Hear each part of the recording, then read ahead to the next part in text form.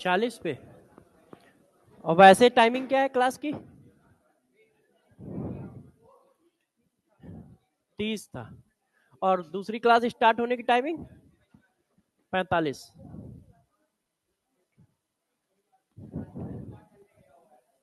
हाँ, अच्छा कोई बात नहीं, लास्ट में वही सहारा होता है।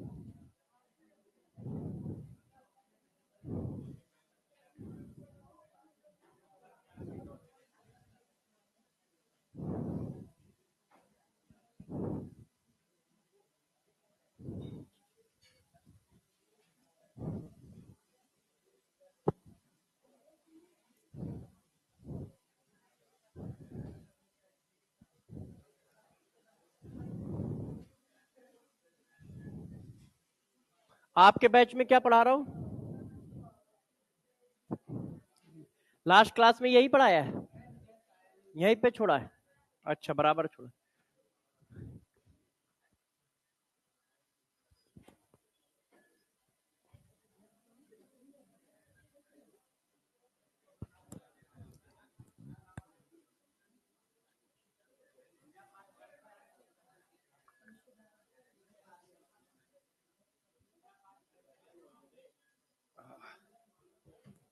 यार एक बच्चे ने पराठे खिला दिए तो नींद बहुत तेज आ रही है।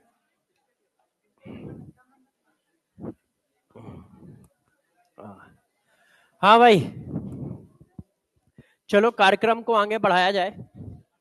तो कार्यक्रम के तहत लास्ट क्लास में हाफ सेल पढ़ाए थे कि हाफ सेल क्या होते हैं। तो एक metal metal ion half cell पढ़ाया, एक gas gas ion half cell पढ़ाया। ठीक है, तो अब हम लोग उसके आगे का प्रोग्राम स्टार्ट करेंगे। नहीं, अभी क्वेश्चन नहीं लगा सकते आप किसी भी तरह के, सिर्फ कंडक्टेंस के क्वेश्चन लगा सकते हो। कंडक्टेंस का कोई भी क्वेश्चन कर सकते हो, वो होगा, मगर सेल का कोई भी क्वेश्चन अभी मत टच करिएगा, अभी कुछ नहीं पढ़ाया है। ठीक है, तो किसी भी तरह का क्वेश्चन सेल वाला मत करिए। कंडक्टेंस का कोई भी क्वेश्चन लगाओ होगा वो, क्योंकि वो पूरा पार्ट खत्म हो गया है, मगर सेल वाला पार्ट अभी चल रहा है, तो अभी कोई भी क्वेश्चन मत लगाओ।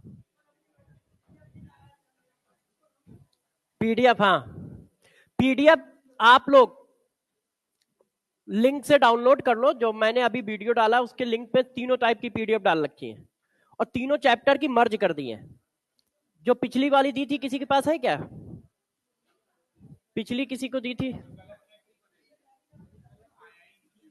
अच्छा कोई बात नहीं, तो मैं बता देता हूं ऐसे ही। ठीक है, रुक जाओ देखता हूं कहां पे है।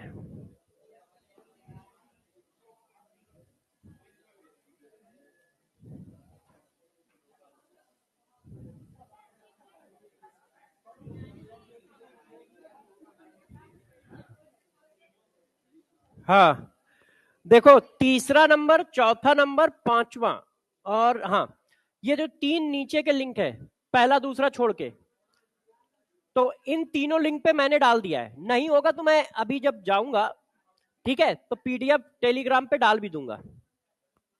आपको जो मैंने सीट दी थी,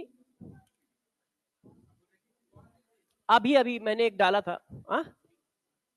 ये जो तीन है नीचे के, नीचे के जो तीन है उसमें मैंने लिखा दिया है। एक तो शॉर्ट नोट्स है, एक थ्योरी रिवीजन सीट, वही जो मैंने सीट दी थी वो पूरी 12th की है, उसमें तीनों चैप्टर के मैंने डाल दिए हैं। Liquid solution, chemical kinetics, electrochemistry, और क्यूएसडी प्राइम, 12th का पूरा QSD prime, liquid solution, chemical kinetics और इलेक्ट्रोकेमिस्ट्री, वो भी मैंने इसमें डाल दिया है। टेलीग्राम पे भी डाल दूंगा। हाँ 1 और 2 में, सब में डाल दूंगा। नहीं तो अपने वाले में तो डालता ही हूँ, हाँ है ना। तो बस, तो यहां से डाउनलोड कर लो, मैंने तीनों मर्ज करवा दी थी, जैसे एक ही में मर्ज रहे। तो आपको करना क्या है मैं बता भी देता हूं, चलो आप लोगों को, हाँ उसमें भी डलवा दूंगा। हाँ वो तो क्या है ना, यूट्यूब वाले बच्चों के लिए लगवाया था कि वो बेचारे टेलीग्राम कहाँ ढूंढते घूमेंगे, तो वो अपना यहां से डाउनलोड कर लेंगे अपना। तो जरा देखिए, आपको बता भी देता हूं, तब तक बच्चे अपना आते जाते खाना पीना सेट कर लें। देखो, आप लोगों को मैंने कहा था कि आपको काम क्या करना है। ठीक है, मैंने आप सभी बच्चों को पहले ही बताया था कि यार देखो, मैं आपका सारा काम करके जाऊंगा। आपका क्या कहीं किसी भी बैच को, आपको पूरा सिलेबस भी करा दूंगा, आपको रिवीजन भी करा दूंगा, आपको थ्योरी रिवीजन भी करा दूंगा, आपको क्वेश्चन भी करा दूंगा। आपको सिलेबस तो सेकंड लास्ट चैप्टर चल रहा है, तो आप समझ लो 7-8 क्लासों में या 10 क्लासों में निपट जाएगा पूरा। तो मैंने क्या किया है, आपको सबसे पहले थ्योरी, तो ये पूरी नोटबुक तो बन गई। अब इस पूरी नोटबुक में जिन बच्चों ने पहली क्लास से अब तक बनाई है, तो उन्होंने 100-150 पेज तो भर ही दिए होंगे पूरा पूरा। ये सिर्फ फिजिकल की है तो 1.5 महीने 2 महीने में इतना पढ़ा डाला। अच्छा क्वेश्चन भी लिखते हो, हाँ तो फिर भर जाएगा। तो जरा देखो, अब इतनी मोटी बुक तो कोई रिवाइज करेगा नहीं, ठीक है, तो इतनी कैसे करोगे आप? तो ये तो बहुत सारे पेज हैं। तो मैंने आपको इसी वजह से पूरे जो फार्मूले हैं, जो कॉन्सेप्ट हैं, ये सारी चीज एक पीडीएफ में दी है, जिसको हम लोग जो है सीएसडी नोट्स कहते हैं। उसमें फार्मूले हैं, कॉन्सेप्ट है, आप सिर्फ उनको रिवाइज कर लो। अब वो कितना तुम्हें याद है, कितना नहीं याद है, क्योंकि थ्योरी सही होगी तभी क्वेश्चन में मजा आएगा। तो उसके बाद मैंने एक नई सीट बनाई है थ्योरी रिवीजन की। उसमें छोटे छोटे क्वेश्चन है, ट्रू एंड फॉल्स है, फिलिंग इन द ब्लैंक्स है, ठीक है, मैचिंग है, इस टाइप के थ्योरेटिकल क्वेश्चन। इससे क्या है कि आपकी थ्योरी फिर से रिवाइज हो जाएगी। आपको सारे हाँ 12th के पूरे चैप्टर के हैं। हाँ तो अभी 12th का दिया है ना, 11th का लिख रहा हूँ। एक दिन में एक ही चैप्टर लिख पाता हूँ, तभी टाइम मिल पाता है ना, क्योंकि 4 पेज लिखता हूँ, तो मतलब एक चैप्टर लिखता हूँ, तो एक 70-72 क्वेश्चन लगभग लिख देता हूँ। तो जरा गौर से समझो। तो मैंने क्या किया है कि थ्योरी जैसे रिवाइज हो जाए, क्योंकि देखो जब थ्योरी दिमाग में रहेगी, फार्मूले याद रहेंगे, पॉइंट याद रहेंगे, तो क्वेश्चन में बहुत अच्छे से लगा पाओगे। तो थ्योरी रिवीजन की सीट एक दे दी है 12th की, आप उसको कर लो, ठीक है, आप उसको देखोगे, आप समझ जाओगे। उसको आप प्रिंट आउट निकाल लो, आंसर उसमें मत टिक करिएगा। क्यों? क्योंकि दोबारा रिवाइज करना, तो आंसर टिक होंगे तो फिर करोगे कैसे? तो आंसर मत टिक करिए, आंसर अलग पेज में लिख के मैच करा लीजिएगा। आप बस लिखते जाओ ABCDEFGH जो भी है, और फिर मैच करा लो। आपको ज्यादा से ज्यादा लगेगा 1.5-2 घंटे तीनों चैप्टर खत्म करने में, ज्यादा से ज्यादा, क्योंकि याद है तो टिक हो गया, नहीं याद है तो तुम्हें पता चल जाएगा कि हाँ ये फार्मूला ये होता है, ये पॉइंट ये होता है। उसके बाद एक दी है क्वेश्चन की प्रैक्टिस सीट, क्यूएसडी प्राइम। क्यूएसडी प्राइम में क्या है, तीनों चैप्टर के मिला के 143 क्वेश्चन है। 143 क्वेश्चन में मैंने क्या कोशिश की है मैं बता देता हूं कि वो है क्या। वो कोई क्वेश्चन की सीट नहीं है कि आप समझो नहीं यार वो क्वेश्चन की सीट है ना, ऐसा नहीं है। वो सीट इस बात की है कि आपको सारे कॉन्सेप्ट, मतलब चैप्टर में यदि मान लो 20 कॉन्सेप्ट है, किसी चैप्टर में छोटे बड़े मिला के 20 कॉन्सेप्ट है, तो वो 20 कॉन्सेप्ट के क्वेश्चन उसमें हो, जैसे आपका पूरा चैप्टर ऑटोमेटिक रिवाइज हो जाए। ये जितने भी मेन कॉन्सेप्ट हैं, ये जितने भी इंपॉर्टेंट कॉन्सेप्ट हैं, सारे कॉन्सेप्ट आपके रिवाइज भी हो जाए। और पेपर में क्वेश्चन आता कैसे है भाई, कॉन्सेप्ट मान लो 20 है, तो यार उन्हीं 20 पर तुम्हें क्वेश्चन बनाना है। तुम लैंग्वेज चेंज कर सकते हो, डाटा चेंज कर सकते हो, कॉन्सेप्ट थोड़ी नया ले आओगे, क्योंकि सिलेबस तो फिक्स है, और सिलेबस फिक्स है तो कॉन्सेप्ट फिक्स है। तो पहला मेरा कोशिश ये है कि यार सारे कॉन्सेप्ट के क्वेश्चन हो, और फिर ये कोशिश है कि वैरायटी बढ़ जाए, कि हाँ भाई एक कॉन्सेप्ट में 2 तरह से क्वेश्चन पूछ सकते हो तो दोनों तरह से डाल दो। तो यदि आप उसको करते हो तो इसका मतलब ऑटोमेटिक आपके सारे कॉन्सेप्ट रिवाइज है, ऑटोमेटिक लगभग 99% सारी वैरायटी इन्वॉल्व है। आप उसको पेपर से पहले 2-3 बार जरूर करें, 2-3 बार जरूर करें, क्योंकि यदि वो आप कर रखा है तो पेपर में अपने आप सारे क्वेश्चन हो जाएंगे। आप इसी को सर्किल के फॉर्म में घुमाते रहो, सीएसडी नोट्स रिवाइज करते रहो, थ्योरी की सीट करते रहो, क्वेश्चन की प्रैक्टिस सीट करते रहो, और इसी को घुमाते रहो। किसी को समझ में आया क्या कहा बच्चे ने? थ्योरी वाला हाँ टेलीग्राम पे डाल दूंगा, ठीक है। तो जरा देखो क्या, आप लोग थोड़ा तेज बोला करो, क्योंकि मैं थोड़ा सा कम सुन पाता हूं, आप लोग समझ नहीं पा रहे हो। मैं मजाक थोड़ी करता हूं, मैं सही कहता हूं कि मेरी एज बहुत है।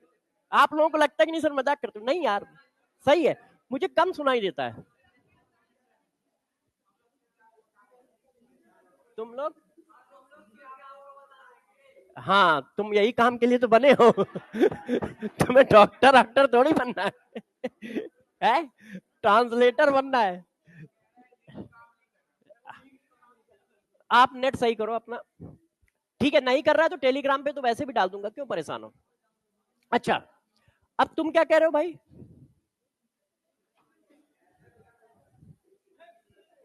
अच्छा चलिए, अच्छा अब बता देता हूं। आपको एक काम और करना है बस। कोई भी AITS यदि आपके पास पहले से है तो कोई जरूरत नहीं है, नहीं है तो कोई एक ले लो, चाहे जिसकी ले लो। अब क्या है, आपने क्वेश्चन नहीं, किसी की भी ले लो। हाँ है, अच्छा हाँ, आपको तो इसको यहाँ मिली है, आप मत लो, तुम्हें तो यहाँ शायद एक टेस्ट सीरीज चल रही है ना, मैं भूल जाता हूँ, 20-25 पेपर की। कोई बात नहीं, शेड्यूल से क्या फर्क पड़ता है। अच्छा रुको, सुन तो लो यार, बताने नहीं देते। तो क्या करना है, सबसे पहले सुनो, आपने CSD रिवाइज किया, सारे फार्मूले, सारे कॉन्सेप्ट, सारी थ्योरी रिवाइज हो गई। फिर उसको मैंने क्या किया, थ्योरी की सीट लगाई, उससे हमारी थ्योरी और स्ट्रांग हो गई। सारे फार्मूले फिर से रिकॉल हो गए, याद हो गए, कितने याद है कितने नहीं। उसके बाद आपने क्वेश्चन की सीट लगा ली। उसके बाद आपका काम एक ही है, खूब जितना टेस्ट दे सकते हो दो। टेस्ट में जो भी चीजें आपकी फंसती जाए उनको एक नोटबुक में लिखते जाओ कि हाँ यार ये वाला क्वेश्चन मुझे नहीं आता है, गलत हो जाता है, उसकी एक नोटबुक बनाते जाओ। क्योंकि इसके बाद यदि कुछ नहीं आ रहा है तो वो आपको ध्यान रखना है, वो नंबर को बढ़ाएगा। आपके एक फिक्स नंबर हो गए, अब नंबर को बढ़ाने का काम ऐसा ही होगा, क्योंकि आपको पता नहीं चलेगा कि आपका कमजोर क्या है। कुछ दिन बाद जिसके 500-600 आ रहे हैं उसको कमजोरी नहीं पता चलती है, 550 जिसके आ रहे हैं उसको कमजोरी नहीं पता चलती है कि वीक कहां है। क्यों? क्योंकि वो किसी पोर्शन में वीक ही नहीं होता है कि किसी बड़े पोर्शन में वीक हो। वो क्या होता है कि किसी टाइप क्वेश्चन की वैरायटी में वीक होता है, कि एक कॉन्सेप्ट पे 3-4 टाइप के क्वेश्चन बन सकते हैं, तो एक कॉन्सेप्ट पे उसको 2 टाइप के क्वेश्चन सॉल्व करने आते हैं, 2 टाइप के नहीं आते हैं। वो इस जगह पे वीक होता है। इस वीकनेस को दूर करने का तरीका यही होता है कि आप जब क्वेश्चन करें, उस क्वेश्चन को आप सर्किल करते जाएं या किसी नई कॉपी पे लिखते जाएं, और सिर्फ उन क्वेश्चन को रिवाइज करें जो तुमसे नहीं हुए, जो तुमसे नहीं हुए। तो बेसिक काम हमेशा बस इतना ही करना है, आप CSD नोट्स को रिवाइज करो, थ्योरी की प्रैक्टिस सीट लगाओ, QSD प्राइम लगाओ। उसके बाद आप जितने क्वेश्चन पेपर में लगा सकते हो, बुकलेट उकलेट से नहीं, टेस्ट पेपर में जितने लगा सकते हो, जितने टेस्ट पेपर में क्वेश्चन करते जाओ, उनमें जो तुम्हें ना आए उनका एक सर्किल या एक नई कॉपी पे लिखते जाओ। अब आपको उनको रिवाइज करना है, ये रिवाइज करना है, ये रिवाइज करना है, जितने करते जाओ। क्योंकि ये जो फंस रहे हैं, ये वो पॉइंट या ये वो वैरायटी है जिसका कॉन्सेप्ट तुम्हें आता है, मगर एक कॉन्सेप्ट पे 4 तरह के हम क्वेश्चन बना सकते हैं। तो एक कॉन्सेप्ट पे 2 तरह के क्वेश्चन सॉल्व करने आते हैं, मगर बचे हुए 2 तरह के तुम्हें नहीं आते हैं। तो ये कोई प्रॉब्लम थोड़ी होती है, ये बच्चे को पता ही नहीं चलता है। आप किसी भी 550 वाले बच्चे से बात करो जिसके 550 आ रहा है, वो इसी में परेशान है कि सर मेरे नंबर नहीं बढ़ रहे हैं। अब क्यों नहीं बढ़ रहे? तो आप चेक करोगे कि यार उसका कोई पोर्शन बहुत ज्यादा वीक ही नहीं है, मगर वो नंबर नहीं इंक्रीज कर पा रहा है। तो उसका रीजन है कि वो इस तरह के क्वेश्चन में फंसता है कि एक कॉन्सेप्ट पे 4 वैरायटी है, तो 2 वैरायटी आती है, 2 वैरायटी उसको नहीं आती है। वो कैसे सॉल्व होंगी? वो इस तरह से सॉल्व होंगी, वो टाइम लगेगा, पेपर देते जाओगे, क्वेश्चन कलेक्ट करते जाओगे, उनको सॉल्व करते जाओगे, उनको बार बार सॉल्व करोगे तो वैरायटी बढ़ती चली जाएगी। और तुम में हम में बस इतना ही अंतर होता है और कोई अंतर नहीं होता है। तो आप लोग इन चीजों के लिए तैयार रहे। हाँ, आपकी प्रैक्टिस कराने के लिए मैं बता देता हूं, आप मुझे सिर्फ 8 घंटे देंगे, 8 घंटे में हम लोग पूरा 12th फिर से करेंगे और प्रिपरेशन को हाई कर देंगे। एक सेशन मैंने लगाया है 6 तारीख को, वेडनेसडे को, एक सेशन लगाया है 7 तारीख को, ठीक है? नहीं 5 या 6 है शायद, एक बार देखना जरा कौन सी डेट लिखी है, 5-6 वेडनेसडे और थर्सडे लिखी है। वेडनेसडे को डेट कितनी है? ऑनलाइन यूट्यूब पे, ऑफलाइन नहीं है। ऑफलाइन में तो क्लास चल रही होगी ना, शाम को लगाया है। एक सेशन मेरा 6 बजे है, उसमें हम सबसे पहले थ्योरी की कराएंगे कि सारी थ्योरी रिवाइज करा देंगे क्लास 12th की, और एक सेशन उसके जस्ट नेक्स्ट डे है थर्सडे को, उसमें सारा क्वेश्चन ये जो आप लोगों ने कर रखा है QSD प्राइम उसको सॉल्व करा देंगे, क्योंकि उसकी सोल्यूशन नहीं है, आंसर की है। उसी में नीचे लगा है, उसी में नीचे QSD प्राइम का PDF उसी में नीचे है, लिंक में देखो मिल जाएगा, नहीं तो फिर मैं टेलीग्राम पे डाल दूंगा। तो आपका काम क्या है? आपका काम है उस काम को मेरे साथ कर पाना। तुम एक बात आप, अरे आवाज नहीं करो नहीं तो फिर मैं पढ़ाना शुरू करता हूं। देखो, पढ़ा के जाना सबसे आसान काम है, वो मैं आराम से कर देता हूं, मुझे दिक्कत कभी नहीं आती है। सिलेक्शन लेना सबसे टफ काम है। पढ़ना सबसे इजी है, इसीलिए सब बच्चों ने पैसे देके एडमिशन ले लिया है। भाई सबने पैसे दिए, एडमिशन लिया, क्योंकि सबसे इजी काम है। पैसे भी अपने नहीं गए, घर वालों के गए, कौन तुम्हारे गए? तो वो इजी काम था, वो तुमने कर लिया है। टफ काम है खुद पढ़ के सिलेक्शन लेना। अब वहां टफनेस आ रही है, इसीलिए 400 300 200 नंबर आए, क्योंकि खुद करना पड़ रहा है। जो काम दूसरों को करना था वो इजी था, पैसे ही लेने, पैसे घर से लिए, देने, दे दिए तुमने, ठीक है। अब आके बैठ गए कि हाँ यार ठीक है, सिलेक्शन तो हो ही गया है। क्यों? क्योंकि कोचिंग तो ज्वाइन ही कर ली है, तो सिलेक्शन तो हो ही गया है। अब तुम्हें बचे हुए 3 महीने में क्या निकालना है? हाँ, अब बचे हुए 3 महीने में तुम्हें बहाने ढूंढने हैं कि हाँ यार सर्वेश सर लेट आए थे इसलिए सिलेक्शन नहीं हुआ मेरा, ठीक है, उन्होंने वो क्वेश्चन सीट नहीं दी थी इसलिए मेरा सिलेक्शन नहीं हुआ। हाँ, कुछ मतलब कोई बहाने तो ढूंढने ही पड़ेंगे ना यार। हाँ, कुछ ना कुछ बता दोगे बहाने, तो उससे कोई फर्क नहीं पड़ता, फिर अगले साल पैसे लेके किसी ना किसी को तो दोगे यार। हाँ हाँ, मतलब कोई ना कोई तो बहाना ढूंढना ही पड़ेगा अपने को। नहीं नहीं, टीचर पे कुछ डाल दिया, कुछ किसी पे डाल दिया, किसी पे डाल दिया, डाल दिया। हाँ, तो आप लोग पूरी कोशिश करो कि टाइम है, मेहनत करो। मैं देखो तुम्हारे साथ सिर्फ मेहनत कर सकता हूं, बस इससे ज्यादा कुछ नहीं कर सकता। आपको मैंने बताया है कि जो पढ़ाऊंगा वही आएगा, मगर कर के आओगे नहीं आओगे ये सब तुम्हारी जिम्मेदारियां हैं। ये सब मेरा काम है, मेहनत करना मेरा काम है, तुम्हें बताना मेरा काम है, सारी चीजें सही पे करना मेरा काम है। मेरा काम है कि जो पढ़ाऊं, जो प्रैक्टिस कराने का जो तरीका है वो बेस्ट दूं। नहीं तो आप एक कोई बता दो कि किसी ने थ्योरी की सीट बना के आपको दी हो, या कहीं मिली हो कि नहीं यार हैंड रिटन थ्योरी की सीट किसी ने बना बना के दी है, तो मेहनत तो मैं करूंगा, ऐसा नहीं कि तुम्हारे लिए कर रहा हूं, वो सबके लिए करता हूं। मंथन वाले बच्चे हैं उनको भी यही देना है, मंजिल के हैं उनको भी यही देना है, यूट्यूब वालों को भी यही देना है, तुमको भी यही देना, उनसे तो पैसे भी नहीं मिलते। मगर प्रॉब्लम ये है कि हम लोगों की हैबिट में है कि हाँ यार कोई काम लिया तो अच्छे से करो, नहीं तो ना करो, और ऐसे करो कि बच्चे को प्रॉफिट हो। प्रॉफिट हो मतलब वो सेलेक्ट हो सके, नहीं तो मत करो। अपना तो रूल ही है कि काम करना है तो ठीक से करना है, नहीं तो करना ही नहीं है। तो मगर ये काम आपको भी करना पड़ेगा। वो देखो वहां मस्ती चल रही है, हाँ भाई याराना सही चल रहा है, इसी से मेडिकल में सिलेक्शन होगा। ये भैया मेडिकल में करना है, अभी नहीं, अभी तो सिलेक्शन लेना है, अभी से ही याराने में लगे पड़े हो। कितने कितने नंबर आ रहे हैं जरा सबको बताना एक बार। हाँ, तुम तीनों। हाँ हाँ हाँ, बताओ बताओ। 300 200, मतलब इससे ज्यादा कभी आए या इससे कम? एक बार ज्यादा आए कि थी कम आए थे? ज्यादा कितने? 400 आए? तो उस दिन क्या किया था? पढ़ के आए थे? अच्छा पढ़ के आए थे। तो अब प्लान क्या है सिलेक्शन का? ऐसा तो नहीं ये प्लान है कि अच्छा इस बार एलहन ज्वाइन करना है क्योंकि यहाँ अच्छा इस बार जो है आकाश करना है? क्या प्लान है, कैसे सिलेक्शन लोगे? जाके करोगे? करना नहीं है, पढ़ना है। पढ़ा रहे हो पक्का? पहला साल है कि दूसरा साल, तीसरा साल? नहीं नहीं, चौथा तो नहीं होगा। नहीं नहीं, 12th में हो? डर। अच्छा बताओ। नहीं मैं ऐसा नहीं कि तुम्हें परेशान कर रहा हूँ, ऐसे ही पूछ रहा हूँ। फर्स्ट ड्रॉप है? पेपर एक बार दिया अभी? मतलब नीट का एक बार पेपर दिया है? पिछली बार दिए थे, कितने नंबर थे? 100? तो यार प्रोग्रेस तो ही है, मान लो 110 थे, 300 आ रहे हैं, तो 200% की प्रोग्रेस है, खराब थोड़ी ना कोई। ठीक है। अच्छा, कहाँ से है ऐसे?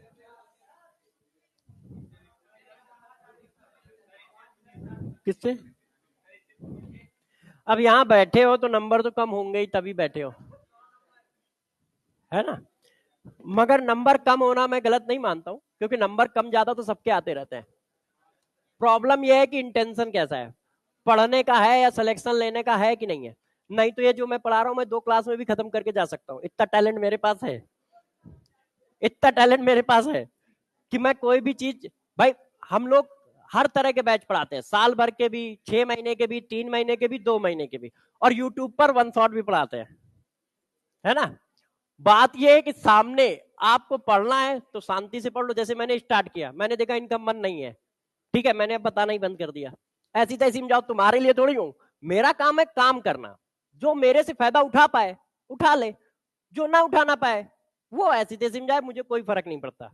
मैंने सबको पहले ही बोल रखा है कि मैं किसी का सिलेक्शन नहीं कराऊंगा, पहले दिन से बोल रखा है, किसी का सिलेक्शन नहीं करूंगा। हाँ, मगर मैं अपना काम ईमानदारी से करके जाऊंगा, ये भी गारंटी है। सिलेक्शन आपका आपके हाथ में है, आपको मेहनत करनी है। हाँ बेटे, क्या कह रहे हो वेदांतु ने? हाँ नहीं, भरोसा आप सब रखो, मेरे ऊपर ना रखो, मेरा काम मेहनत करना है, वो मैं करके दे रहा हूं। मेरा काम ये है कि ये पढ़ाऊंगा यही आएगा, मगर सिलेक्शन आपकी जिम्मेदारी है। आप बहाने ढूंढ लो या फिर पढ़ाई कर लो, दो में से कोई एक काम करना है आपको। बहाने ढूंढोगे तो आज नहीं तो 4 साल बाद, 6 साल बाद मुझे याद करके रोगे। यदि बहाने नहीं ढूंढोगे तो 3 महीने बाद मुझे याद करके हंसोगे, मगर याद जरूर करोगे। एक बार इसलिए याद करोगे कि यार हाँ यार सर तो पहले ही बता चुके थे, सीधी सीधी बात करते थे, वो थोड़ी खराब जरूर लगती थी मगर साफ बता देते कि तुम्हारा नहीं होने वाला है जब तुम मेहनत नहीं करोगे तो। ठीक है, ऐसा नहीं होता था कि नहीं तुम्हारा हो जाएगा हो जाएगा हो जाएगा। भाई पढ़ने से होता है, और पढ़ना हाँ इंटेंशन से होता है। अभी तो वो मर रहे, अगली बार आपका नंबर आएगा, क्योंकि जब तुम्हारा सिलेक्शन नहीं होगा और बाप माँ दौड़ाएंगे जूता लेके तो तुम जाओगे कहाँ, कूद नहीं जाओगे, इसके आगे कहाँ जाओगे, है ना। आ जाइए, चलो अब पढ़ा देते हैं। अब जरा देखो यार, अब हेडिंग डाल लो आप लोग, सेल पोटेंशियल। आपकी पहली क्लास आज किसकी हुई है? अच्छा, फिजिक्स हुई है।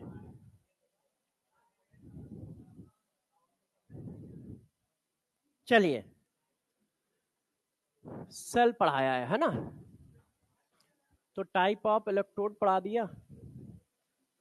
आप बच्चा क्या है, working of cell. Working of cell पढ़ाई है आपको? अच्छा,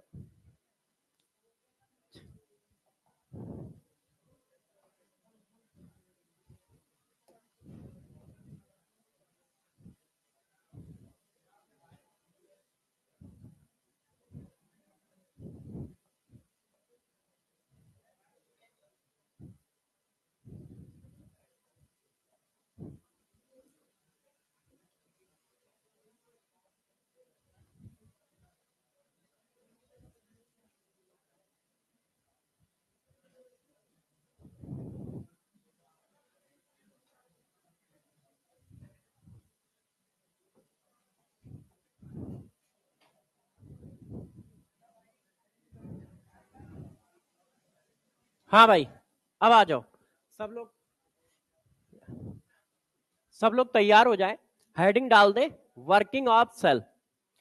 सेल वर्क कैसे करता है अभी तक ये नहीं पढ़ाया है, मैंने इसके पार्ट पढ़ा दिए थे। अब बता रहा हूं सेल वर्क कैसे करेगा, और फिर बताऊंगा इलेक्ट्रोड पोटेंशियल के बारे में। आप जल्दी से इसको नोट कर लो, वर्किंग ऑफ सेल हेडिंग डाल लो। ये सब नोट नहीं करना है, किसी को यदि बनाना हो तो बस फिगर बना लो, क्योंकि फिगर में हम वर्किंग ऑफ सेल बताएंगे, ठीक है। हाँ, फिर से फिगर बना दिया है, इसी को नोट करो। मैं तो अभी रफ कर दूंगा ना, वो कैसे करके ऐसे ऐसे कर दूंगा, रफ हो जाएगा। मैं तो अपना वो कर लूंगा ना, ऐसे कर लूंगा ना। अच्छा, डिलीट नहीं हो रहा है, कोई बात नहीं, और भी रास्ते हैं। देखो मेरा फिगर तो बन गया,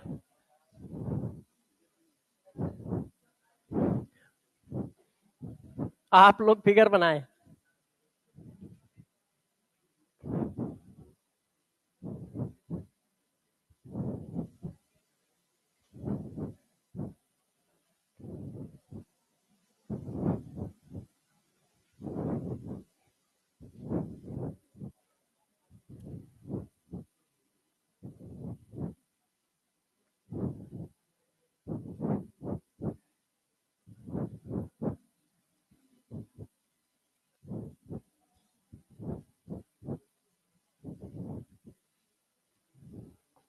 अरे भाई,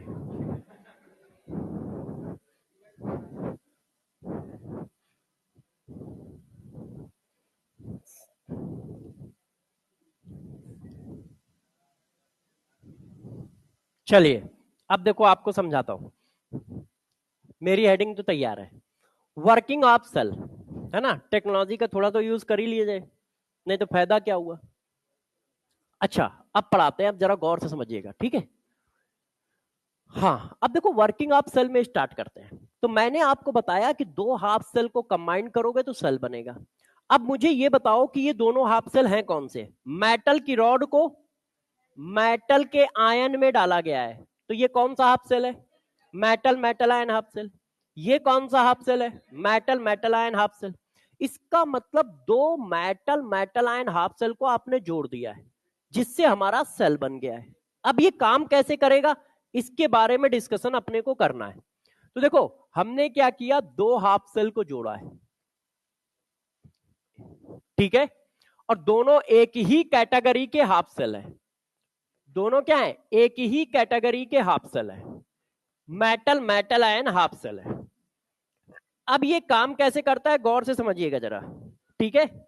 वर्किंग ऑफ सेल क्या हुआ, ये रॉड है, इससे कैटायन बाहर आए। कल मैंने पढ़ाया था आपको कि रॉड से या तो कैटायन बाहर आएंगे या इलेक्ट्रॉन बाहर आएंगे। अच्छा, कैटायन बाहर आ गए तो रॉड न्यूट्रल थी, इससे प्लस चार्ज बाहर आ गया, तो रॉड पे एक्सेस क्या हो जाएगा, माइनस चार्ज। सही है ना, माइनस चार्ज एक्सेस हो जाएगा, कोई दिक्कत की बात तो है नहीं। तो भाई माइनस चार्ज एक्सेस हो गया, इस पे माइनस आ गया, है कि नहीं। भाई मान लो प्लस चार्ज निकल गया, तो रॉड पे अपने आप माइनस आ गया, वो पूरे सरफेस पे माइनस चार्ज दिखेगा, उसको मैंने बस सिंबलाइज कर दिया। अच्छा, ये प्रोसेस चलता रहेगा तो जरा देखना क्या होगा, ये प्रोसेस चलता रहा, कैटायन बाहर आते रहे तो माइनस चार्ज बढ़ता रहेगा। अच्छा, बढ़ेगा तो ये माइनस है ये प्लस है, अट्रैक्शन फोर्स बढ़ जाएगा क्योंकि ये इलेक्ट्रोस्टैटिक फोर्स आएगा। तो कुछ देर बाद ये प्लस को बाहर नहीं जाने देगा, क्यों, क्योंकि माइनस चार्ज बढ़ रहा है, माइनस चार्ज बढ़ेगा तो इलेक्ट्रोस्टैटिक फोर्स बढ़ेगा। तो जब फोर्स ज्यादा होगा तो प्लस अपोजिट डायरेक्शन में जा रहा है, यहां से निकल के सोल्यूशन में जा रहा है, फिर ऐसे ऐसे घूम रहा है। तो यार ये अपोजिट डायरेक्शन हुई ना, तो जैसे जैसे प्लस बढ़ेगा वैसे वैसे निकलने की टेंडेंसी कम होती चली जाएगी। क्यों, क्योंकि इलेक्ट्रोस्टैटिक्स फोर्स बढ़ता जाएगा, इसकी वजह से वो प्लस चार्ज को खींचेगा, तो प्लस निकलना कम होने लगेंगे। जैसे ही ऐसा होने लगेगा तो गौर सुनना, ये इलेक्ट्रॉन वायर में चले जाएंगे। कहां चले गए, वायर में, चार्ज फिर कम हो गया। इलेक्ट्रॉन वायर में चले गए तो चार्ज कम हो गया, इलेक्ट्रोस्टैटिक्स फोर्स कम हो गया, अब फिर निकलने लगे, टेंडेंसी फिर बढ़ गई। क्लियर है यहां तक, कंफ्यूजन तो कोई नहीं है। कैटायन बाहर आए तो रॉड पे माइनस आ गया, लगातार बाहर आएंगे माइनस बढ़ता जाएगा तो इलेक्ट्रोस्टैटिक्स फोर्स बढ़ता जाएगा, और ये कैसा है, पॉजिटिव है, तो वो इसको खींचेगा, निकलने से रोकेगा। तब क्या होगा, इलेक्ट्रॉन निकल के वायर में चले गए, मतलब आउटर सर्किट में चले गए। अच्छा, अब इधर आ जाओ, ये कॉपर की रॉड है, इससे इलेक्ट्रॉन बाहर आए, ये देखो, अब इससे इलेक्ट्रॉन बाहर आए तो यहां पे कौन सा चार्ज एक्सेस हो गया, प्लस, ठीक है कि नहीं। अब एक एक करके रिएक्शन लिख रहा हूं, इस पे जब पहले इस पे क्या हुआ, मेटल की रॉड से आयन बाहर आ गए, और आयन कहां बाहर आएंगे, हवा में तो आएंगे नहीं, वो सॉल्यूशन में, तो सॉल्यूशन में हम इनको क्या लिखते हैं कि ऐसे लिख देते हैं। अब इसको बैलेंस करने के लिए दो इलेक्ट्रॉन लिखे, जबकि ये इलेक्ट्रॉन रॉड के अंदर है, बैलेंस करने के लिए, क्योंकि रिएक्शन बैलेंस लिखी जाती है चार्ज के फॉर्म में। अब जरा हुआ क्या, 0 से +2, तो 0 से +2 का मतलब ऑक्सीडेशन, और कहीं पर भी ऑक्सीडेशन हो रहा है तो उसका नाम रख दिया जाता है एनोड। तो इस वाले हाफ सेल को हम एनोड बोलने लगते हैं, ठीक है। अब दूसरे में क्या हुआ, हमारे पास इलेक्ट्रॉन बाहर आए थे, ये देखो, इलेक्ट्रॉन जो है हमेशा फ्री नहीं रहते, वो हमेशा कंबाइंड फॉर्म में ही रहते हैं। इलेक्ट्रॉन आए तो किसी ना किसी को लेना पड़ेगा, और यार इलेक्ट्रॉन माइनस है तो किसको लेगा, प्लस को लेगा, सिंपल सा लॉजिक है। माइनस है तो प्लस लेगा, तो प्लस है कौन, कॉपर आयन, तो कॉपर आयन ने इलेक्ट्रॉन गेन कर लिए, और गेन करके कॉपर सॉलिड में कन्वर्ट हो गया। अब या तो ये यहां आ जाएगा ऐसे, या फिर इसमें चिपक जाएगा ऐसे, ये देखो मेटालिक बॉन्ड बना के, या तो उस रॉड में चिपक जाएगा उसके चारों ओर ऐसे, या फिर अपना जो हमारा बॉटम है वहां पे आके चिपक जाएगा इस तरह से। कोई एक काम हो रहा होगा। अच्छा, इस प्रोसेस में हुआ क्या, ये +2 से 0 चला गया। तो +2 से 0 क्या होता है, रिडक्शन। और रिडक्शन जहां हो रहा होता है उसको क्या कहते हैं, कैथोड कहते हैं। अब देख रहा, देखो इलेक्ट्रॉन निकल रहे हैं, पॉजिटिव चार्ज बढ़ता जाएगा, इलेक्ट्रॉन निकल रहे हैं, पॉजिटिव चार्ज बढ़ता जाएगा। एक समय क्या होगा, इलेक्ट्रॉन को निकलने नहीं देगा। क्यों, इलेक्ट्रोस्टैटिक्स फोर्स है। तो जब देख, गौर सुना, जब इलेक्ट्रॉन को ये निकलने नहीं देगा तो ये जो इलेक्ट्रॉन इधर आए थे वो वायर के थ्रू इसको मिलेंगे। अब जैसे ही इसको मिले प्लस कम हो गया, प्लस कम हो गया, फिर इलेक्ट्रॉन निकलने लगे। आउटर सर्किट हमारा कंप्लीट हो गया। अब इनर पे आते हैं। अब जरा ध्यान दो, देखिए अब यहां पे क्या था, कैटायन निकल रहे थे, तो यहां कैटायन निकल रहे हैं तो एनायन चार्ज कम हो गया। बैलेंस होना चाहिए ना, कैटायन बढ़ रहे हैं तो एनायन अपने आप कम हो गए रिलेटिवली। अच्छा, यहां पे कैटायन खत्म हो रहे हैं, ये देखो 0 में कन्वर्ट हो रहा है, तो यहां पे कैटायन कम हो रहे हैं, यहां पे कैटायन बढ़ रहे हैं, यहां पे कैटायन कम हो रहे हैं। क्यों, कॉपर +2 0 में कन्वर्ट हो रहा है। तो अब क्या करेगा, जरा गौर से देखिए, ये इसने यहां पे कैटायन दिए इसको, क्यों, इसके पास कैटायन की कमी है। तो सॉल्ट ब्रिज का इलेक्ट्रोलाइट क्या करेगा, इसको कैटायन सप्लाई करेगा जैसे ये न्यूट्रल हो जाए। अब जब ये कैटायन सप्लाई करेगा तो यहां पे एनायन डेवलप हो गया। ये एनायन जो है दौड़ लगाएगा ऐसे, दौड़ लगाते हुए इधर आ गया। भाई को एनायन चाहिए, क्यों, यहां पे कैटायन एक्सेस है, कैटायन आ रहे हैं, तो कैटायन आ रहा है तो इसको न्यूट्रल करने के लिए एनायन चाहिए। वो जो एनायन वहां डेवलप हुआ है वो इसको मिलेगा ऐसे। अब देखो, आउटर सर्किट इलेक्ट्रॉन के फॉर्म में कन्वर्ट हो गया, इनर सर्किट आयन के फॉर्म में कन्वर्ट हो गया, सर्किट कंप्लीट हो गया। जैसे ही सर्किट कंप्लीट हुआ, वोल्टेज डिफरेंस आ गया हमारा, सेल काम करने लगा। तो वर्किंग ऑफ सेल ये है, क्या हुआ, वर्किंग ऑफ सेल ये है। क्या किया, फिर से देखो एक बार रिवाइज कर देता हूं, बहुत सिंपल सा है, ध्यान दीजिए। रॉड ने कैटायन निकाले, जैसे ही कैटायन निकाले तो माइनस चार्ज आ गया क्योंकि प्लस बाहर निकल गया। ठीक है, वो बढ़ता गया तो इलेक्ट्रोस्टैटिक्स फोर्स है, ये माइनस, ये प्लस है, ये माइनस, माइनस बढ़ रहा है तो फिर प्लस को निकलने नहीं देगा, प्लस को निकलने नहीं देगा तो उसकी टेंडेंसी कम हो जाएगी। जैसे ही टेंडेंसी कम होगी, यहां से इलेक्ट्रॉन निकल के आउटर सर्किट में चले गए। ठीक है, अब यहां क्या हो रहा है, ये इलेक्ट्रॉन छोड़ रहा है। जब ये इलेक्ट्रॉन छोड़ेगा तो यहां पे प्लस चार्ज ज्यादा हो गया, कुछ देर बाद ये इलेक्ट्रॉन निकालना बंद करने लगेगा, टेंडेंसी कम होने लगेगी। क्यों, इलेक्ट्रोस्टैटिक्स फोर्स बढ़ गया। अब यार इसको भी क्या करना है, इलेक्ट्रॉन यदि निकालने हैं तो जो इलेक्ट्रॉन उधर से आए थे वो वायर के थ्रू इसको मिल गए, इसको मिल गए तो चार्ज कम हो गया, इलेक्ट्रोस्टैटिक्स फोर्स कम हो गया, फिर इलेक्ट्रॉन निकलने लगे। अब यहां पर कैटायन की कमी हो गई क्योंकि इलेक्ट्रॉन कैटायन को मिलेंगे तो वो न्यूट्रल हो जाएगा, इसको कैटायन चाहिए तो सप्लाई किया इलेक्ट्रोलाइट ने। कौन सा इलेक्ट्रोलाइट, जो सॉल्ट ब्रिज में भरा है, इसने सप्लाई किया। तो जैसे ही कैटायन इसको मिला तो यहां पे एनायन जनरेट हो गया, वो एनायन दौड़ लगाता है और इसको मिलता है। क्यों, क्योंकि यहां कैटायन ज्यादा है, इसको एनायन चाहिए। तो देखो, इनर सर्किट कंप्लीट हो रहा है आयन के फॉर्म में, आउटर सर्किट कंप्लीट हो रहा है इलेक्ट्रॉन के फॉर्म में। ठीक है, डायरेक्शन क्या है, कभी कभी डायरेक्शन पे क्वेश्चन आ जाता है।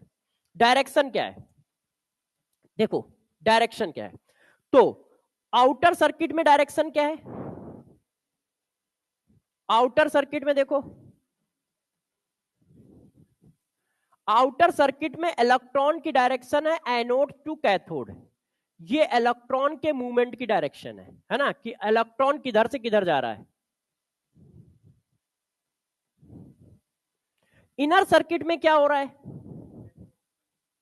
तो आप इनर सर्किट में देखो आयन किधर से किधर मूव कर रहे हैं, सॉरी कैथोड से एनोड की ओर, और कौन आ रहा है, आयंस आ रहा है, यहां आयन का मूवमेंट है, आयन का मूवमेंट है, ये देखो। तो कभी कभी ये पूछते हैं, और बाकी तो आप जानते ही हो कि यदि करंट के बारे में पूछे तो इलेक्ट्रॉन की डायरेक्शन का अपोजिट करंट की डायरेक्शन होगी। वैसे वो पूछेंगे नहीं क्योंकि वो फिजिक्स का पार्ट हो जाता है, हम लोगों से ज्यादा ये बात पूछी जा सकती है। ये होता है वर्किंग ऑफ सेल।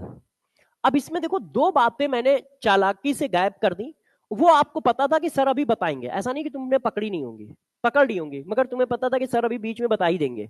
एक, आपने इसी से कैटायन क्यों निकाले, इसमें क्या बुराई थी। दूसरा, इसी से इलेक्ट्रॉन क्यों निकाले, इसमें क्या बुराई थी। पहला ये। फिर अगला कि ये जो वोल्टेज आया ये कितना आएगा, हमें को कैसे पता चलेगा।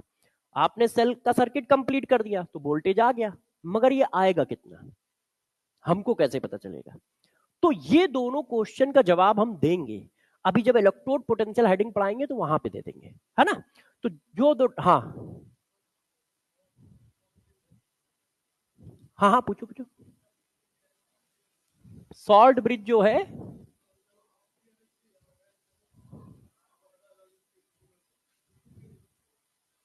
एक मिनट पूछ ले। हाँ, जो सॉल्ट ब्रिज है,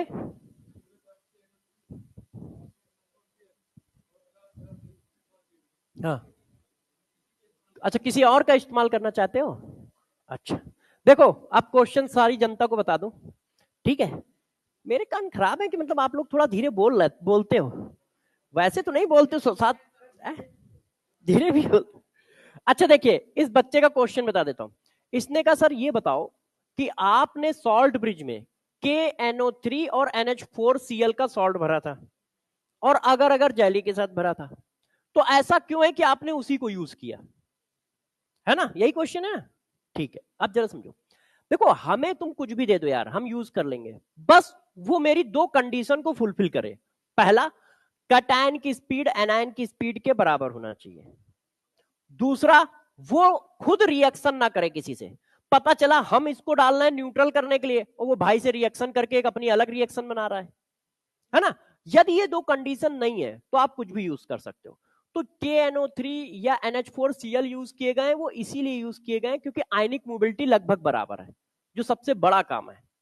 आयनिक मोबिलिटी दोनों की बराबर है, जितनी तेजी से एनायन इधर भाग के गया है उतनी तेजी से यहां का कटायन इधर भाग के आएगा। स्पीड सेम होनी चाहिए, नहीं तो क्या होता है, चार्ज इनबैलेंस रहता है। क्यों, कटायन मान लो कम भाग रहा है, एनायन तेजी से भाग रहा है, तो एनायन पहुंच रहे हैं 10, कटायन पहुंच रहे हैं 3। एक घंटे बाद कितना डिफरेंस आ जाएगा दोनों में, एक दिन बाद कितना डिफरेंस आ जाएगा, सेल खराब हो जाएगा, बंद हो जाएगा, क्योंकि चार्ज न्यूट्रल ही नहीं रह पाएगा, स्पीड अलग अलग है। तो एक घंटे बाद पता चला 1 लाख 2 लाख या 1 करोड़ आयन का डिफरेंस है, इधर बैलेंस है इधर बैलेंस ही नहीं है, तो अपने आप सेल खराब हो जाएगा। तो जो हम इसमें सॉल्ट ब्रिज में इलेक्ट्रोलाइट डाल रहे हैं उसकी कंडीशन है, वो कंडीशन जो भी फुलफिल कर देगा हम उसको रख लेंगे। वो कंडीशन फुलफिल करने वाले कौन है, KNO3 NH4Cl। ऐसा नहीं कि कोई और भी नहीं है, और भी है, मगर हमारे जो सिलेबस में है, जो आप ये सेल पढ़ रहे हो, ठीक है, डैनियल सेल, उसमें ये यूज किए गए, नहीं तो हर एक में अलग अलग रहते हैं। हाँ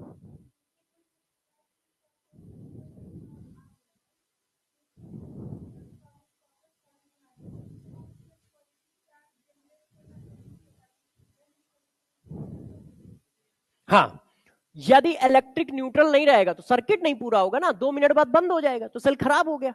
अब सेल खराब हो गया, इतने पैसे खर्च कर रहे हो तो चलना चाहिए ना मशीन, तो इलेक्ट्रिक न्यूट्रल नहीं रहेगा भाई, कुछ देर बाद पॉजिटिव सारा खत्म हो गया, अब सेल रिएक्शन रुक जाएगी।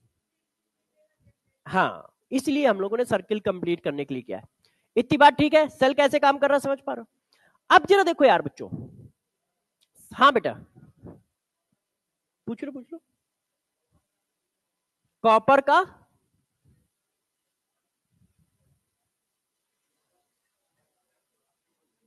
कॉप कॉपर का क्या लेना चाहते हो बता दो, मतलब कॉपर आयन क्यों नहीं डाल देते हैं, यही कह रहे हो ना। कॉपर आयन रिएक्शन में पार्टिसिपेट कर रहा है, वो चार्ज को बैलेंस कैसे करेगा, वो तो रिड्यूस हो जाता है बार बार, वो रिएक्शन में पार्टिसिपेट कर रहा है तो वो चार्ज को कैसे बैलेंस करेगा। भाई यहां पे क्या हुआ, कटायन कम है। अब तुमने जो कटायन आया डाला वो तो रिएक्शन में चला गया, तो हमेशा ही कटायन कम रहेंगे, हमेशा ही कटायन कम रहेंगे, तो इनबैलेंस रहेगा। और सेल जैसे ही इनबैलेंस हुआ बंद हो जाएगा, वर्क ही नहीं करेगा। और हमें हाई इफिशियंसी के साथ रखना है चीज। अब जरा देखो इलेक्ट्रोड पोटेंशियल, गौर समझिएगा। इलेक्ट्रोड पोटेंशियल क्या है, अच्छे से समझे। एक क्वेश्चन से दो क्वेश्चन इसी हेडिंग से आएंगे, आप आराम से इसको लिखे और ध्यान दें कि इलेक्ट्रोड पोटेंशियल क्या है, कैसे काम करेगा।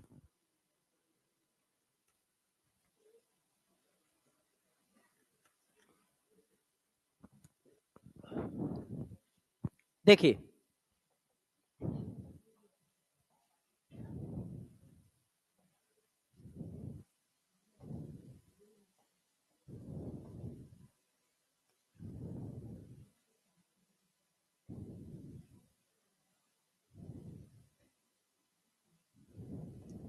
देखो बच्चों, मैंने कोई एक हाफ सेल ले लिया, तो अपना फेवरेट कौन है, metal, metal ion half cell.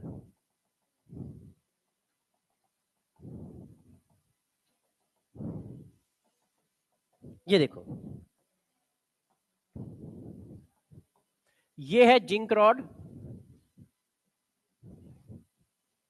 और ये है जिंक आयन का इलेक्ट्रोलाइट। इक्वस, क्लियर है? ध्यान दो इधर, जिंक रॉड को जिंक आयन के इलेक्ट्रोलाइट में मैंने डाल दिया है। अब हम इलेक्ट्रोड पोटेंशियल पढ़ने जा रहे हैं। रॉड क्या करेगा, या तो इलेक्ट्रॉन, अरे भाई बातें नहीं करो नहीं तो यार भगा दूंगा, वैसे मेरा मूड सही नहीं है आज, है ना, तो फिर कहोगे कि अरे यार सर आपने ऐसा क्यों कर दिया। या तो मैं चला जाऊंगा, दो में से एक ही काम होगा। ठीक है, मैं चला गया तो भी तुम्हारा नुकसान है, तुम चले गए तो भी तुम्हारा नुकसान है। मेरा थोड़ी है भाई, तुम चले गए तो तुम पढ़ोगे कैसे, मैं चला गया तो भी तुम पढ़ोगे कैसे, है ना। अब देखो जरा गौर सुना, ये देखो क्या है, हमारी रॉड है। अब रॉड को तुमने इलेक्ट्रोलाइट में डाल दिया। अब रॉड क्या कर सकती है, दो चीजें कर सकती है, या तो कटायन को बाहर निकाल देगी या इलेक्ट्रॉन को बाहर निकाल देगी, है कि नहीं। कोई मानो, जो मानो वो कर लो, कोई फर्क नहीं पड़ता यहाँ पे, जो माने कर लो। मतलब आप चाहो तो इलेक्ट्रॉन को बाहर निकाल लो, आप चाहो तो कटायन को बाहर निकाल लो। तो यार मैंने कटायन को बाहर निकाल दिया, ये देखो, ये देखो। आप चाहें तो इलेक्ट्रॉन को भी निकाल सकते हैं। तो जैसे ही कैटायन को बाहर निकाला तो रॉड पे सरफेस पे कैसा आ जाएगा चार्ज, निगेटिव चार्ज आ गया। ये देखो, क्लियर है कि नहीं। अच्छा, अब गौर समझिएगा, पूरी रॉड के सरफेस पे निगेटिव चार्ज है, इस पर पूरा निगेटिव चार्ज है, ठीक। अच्छा, जब आपने कैटायन बाहर निकाले तो बाहर कौन सा चार्ज एक्सेस है, पॉजिटिव। तो यार निगेटिव पॉजिटिव अपोजिट चार्ज है, तो इसके चारों ओर क्या होगा, पॉजिटिव चार्ज आ जाएगा, ऐसे। ये देखो, यहां तक कोई दिक्कत है, क्लियर है, बस खत्म हो गया। अब गौर समझना, जहां पर भी चार्ज की दो लेयर डेवलप हो जाए अपोजिट चार्ज की, एक ये आ गया, एक ये आ गया, अपोजिट चार्ज की जहां पर भी दो लेयर डेवलप हो गई वहां पर इलेक्ट्रोड पोटेंशियल डेवलप हो जाएगा। अपोजिट चार्ज की दो लेयर जहां पर भी डेवलप हो गई वहां पर इलेक्ट्रोड पोटेंशियल आ जाता है, वहां पर एक पोटेंशियल क्रिएट हो जाता है, उस पोटेंशियल का नाम ही इलेक्ट्रोड पोटेंशियल है। क्यों, क्योंकि इलेक्ट्रोड और इलेक्ट्रोलाइट सोल्यूशन के बीच में ये काम हुआ है। ये इलेक्ट्रोड है, ये इलेक्ट्रोलाइट सोल्यूशन है, उनके बीच में ये लेयर आई है, double layer, double layer of charge, वो भी अपोजिट।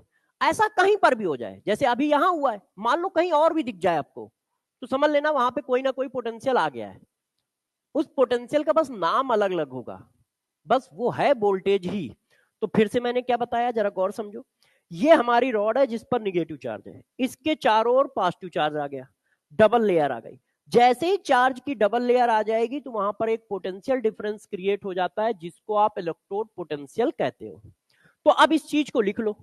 तो इलेक्ट्रोड पोटेंशियल क्या है, इलेक्ट्रोड पोटेंशियल है potential develop between electrode and electrolyte solution due to, अब इसका reason, due to double layer of charge. Double layer आने की वजह से इनके बीच में एक पोटेंशियल क्रिएट हो गया है, उस पोटेंशियल का नाम इलेक्ट्रोड पोटेंशियल रख रहे हैं। तो देखो इलेक्ट्रोड पोटेंशियल क्या है, potential develop between electrode and electrolyte solution. Potential develop electrode and electrolyte solution due to double layer of opposite charge. ठीक है, अब इसको रिप्रेजेंट किया जाता है बच्चों ई से। इसको रिप्रेजेंट कैसे किया जाता है, ई से रिप्रेजेंट किया जाता है। दोनों, अरे ये बताया तो, जब कैटायन बाहर निकल आए तो रॉड पे कौन सा चार्ज आएगा, जनरेट हो गया।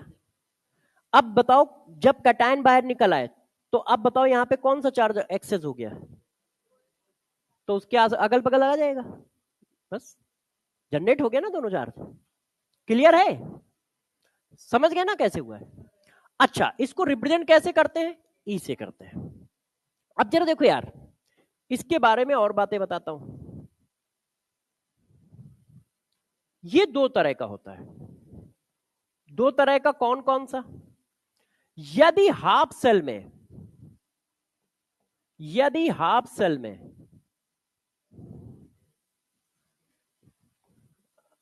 थोड़ी सी मन की आंखों का यूज हम लोग करेंगे। ये देखो, यदि हाफ सेल में ऑक्सीडेशन हो रहा है, यदि ऑक्सीडेशन हो रहा है तो इसका नाम रख दिया जाता है ऑक्सीडेशन इलेक्ट्रोड पोटेंशियल, और इसका रिप्रेजेंटेशन हो जाता है EOP। और यदि रिडक्शन हो रहा है तो नाम रख दिया जाता है रिडक्शन इलेक्ट्रोड पोटेंशियल, ERP। ठीक है, तो ये जो है, यदि इस हाफ सेल में ऑक्सीडेशन हो रहा है तो इसी इलेक्ट्रोड पोटेंशियल का नाम ऑक्सीडेशन इलेक्ट्रोड पोटेंशियल। यदि इसी हाफ सेल में रिडक्शन हो रहा है तो रिडक्शन इलेक्ट्रोड पोटेंशियल। अब इतना बड़ा नाम न लिख के हम लोग हमेशा यही यूज किया करेंगे, EOP ERP। अच्छा, इसमें एक और बात आती है, स्टैंडर्ड इलेक्ट्रोड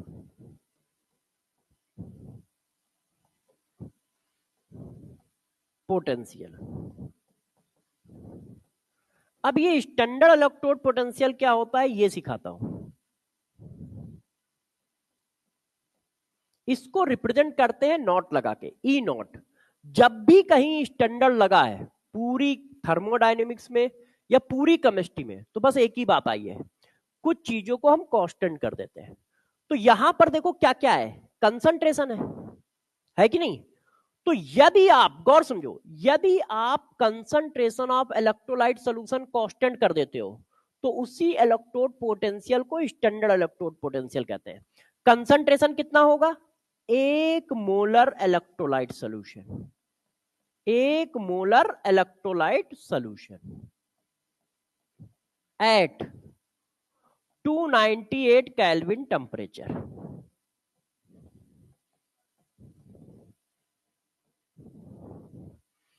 यदि आप इलेक्ट्रोलाइट का कंसंट्रेशन फिक्स कर देते हो तो उसी इलेक्ट्रोड पोटेंशियल को स्टैंडर्ड इलेक्ट्रोड पोटेंशियल बोला जाने लगता है।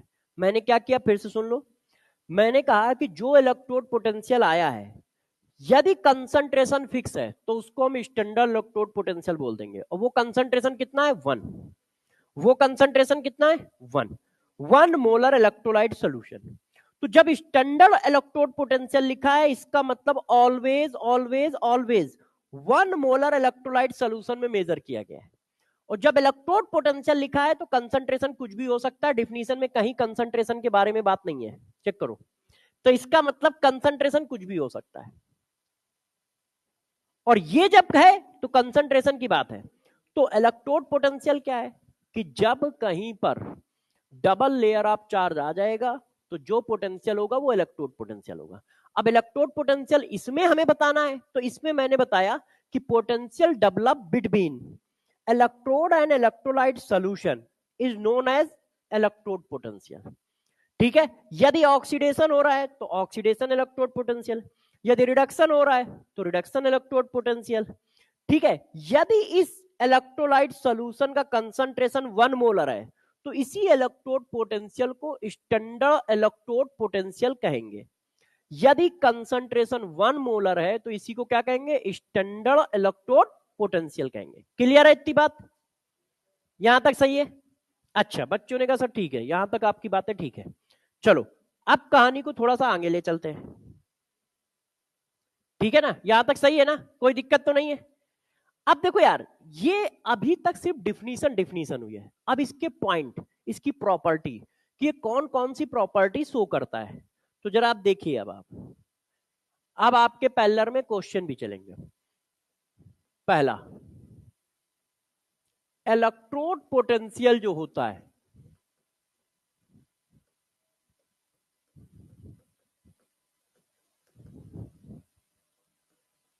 वो स्टेट फंक्शन होता है।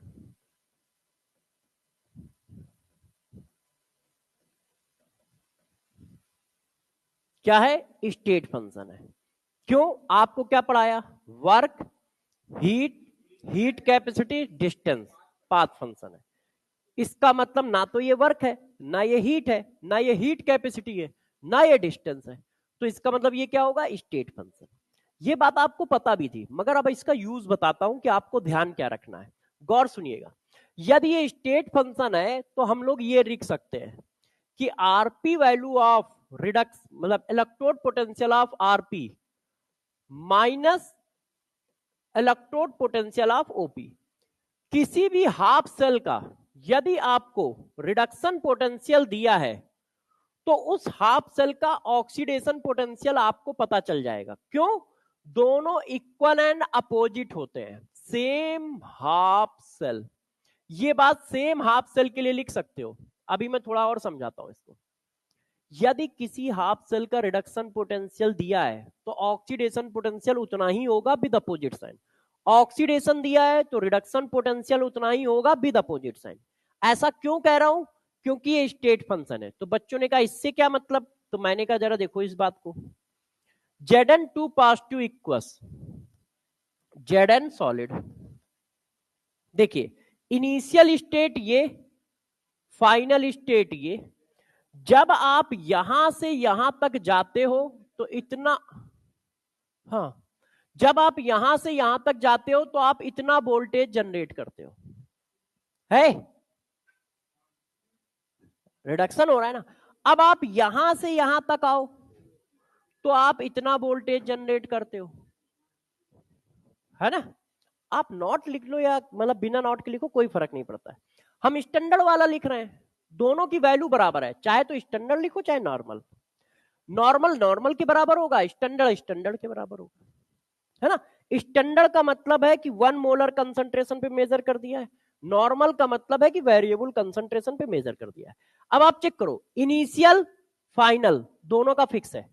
यहां से चले यहां पहुंचे, यहां से चले यहां पहुंचे, तो इनिशियल और फाइनल फिक्स है। तो यार ये स्टेट फंक्शन है ना, इसका पास से लेना देना नहीं है, तो वैल्यू भी फिक्स है, इसीलिए बराबर है। और साइन अपोजिट क्यों है? क्योंकि डायरेक्शन अलग अलग है।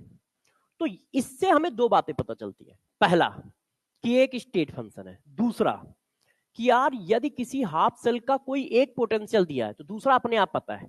रिडक्शन दिया है तो ऑक्सीडेशन अपने आप पता है, ऑक्सीडेशन दिया है तो रिडक्शन अपने आप पता है, बस माइनस लगा देना है क्योंकि डायरेक्शन अपोजिट हो जाएगी। तो पहला पॉइंट है कि यार इलेक्ट्रोड पोटेंशियल स्टेट फंक्शन होता है, जिसकी वजह से रिडक्शन पोटेंशियल दिया है तो ऑक्सीडेशन अपने आप पता है, मगर उसी सेल का रिडक्शन उसी सेल के ऑक्सीडेशन के बराबर होगा विद अपोजिट साइन। बच्चों ने कहा ठीक है सर, क्या इस पर कोई क्वेश्चन आ सकता है?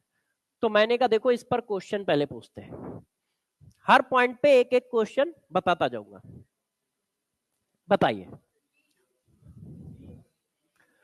तो देखो आपको क्या दिया है, +2 से Zn, आपको रिडक्शन पोटेंशियल दिया है, पूछ क्या रहा है, Zn से +2 ऑक्सीडेशन पूछ रहा है, उसी हाफ सेल का रिडक्शन दिया है, उसी हाफ सेल का ऑक्सीडेशन पूछ रहा है, इक्वल विद अपोजिट साइन। ये क्या है, -0.76, तो ये क्या हो जाएगा, +0.76। सेम हाफ सेल है, Zn +2 से Zn वाला, रिडक्शन दिया था, ऑक्सीडेशन पूछ रहा था, तो due to state function property दोनों क्या है, equal with opposite sign. Clear है? अच्छा, ये वाला पॉइंट हमारा क्लियर हो गया। अब अगले पॉइंट को समझाते हैं, पॉइंट नंबर 2।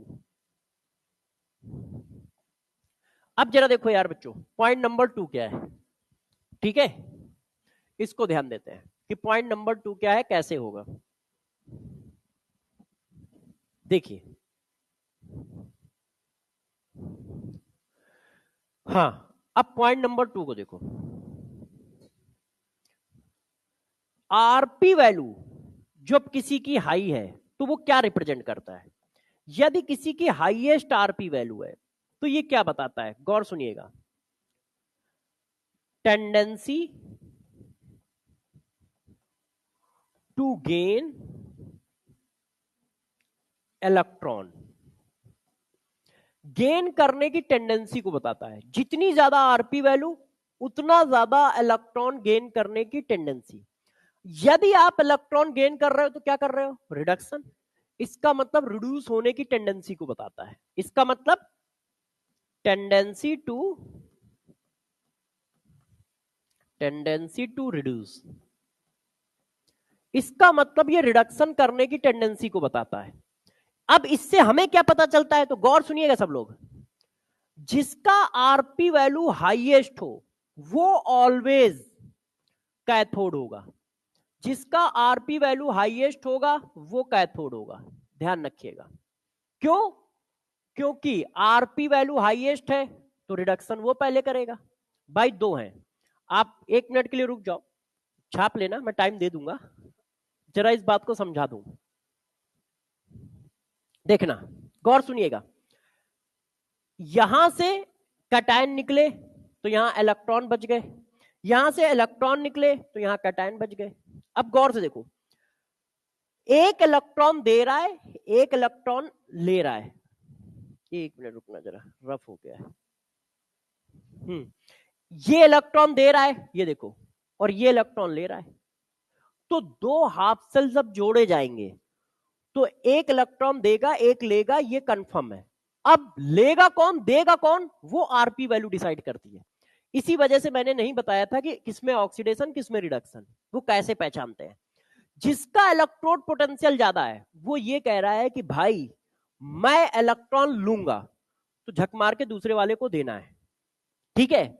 जब 2 हाफ सेल जुड़े तो दोनों ने अपना वोल्टेज चेक किया कि किसका ज्यादा है किसका कम है, जिसका ज्यादा है वो हमेशा इलेक्ट्रॉन लेगा और जिसका कम है वो हमेशा देगा। तो जरा देखो इसका, अब मैं वोल्टेज लिखता हूं जैसे आप इस बात को समझ पाए। जो हमारा जिंक है, जिंक की जो आरपी वैल्यू होती है, आपको किसी की आरपी वैल्यू याद नहीं रखनी है, वो होती है -0.76 इलेक्ट्रॉन वोल्ट, और कापर की जो आरपी वैल्यू है वो होती है +0.34 इलेक्ट्रॉन वोल्ट।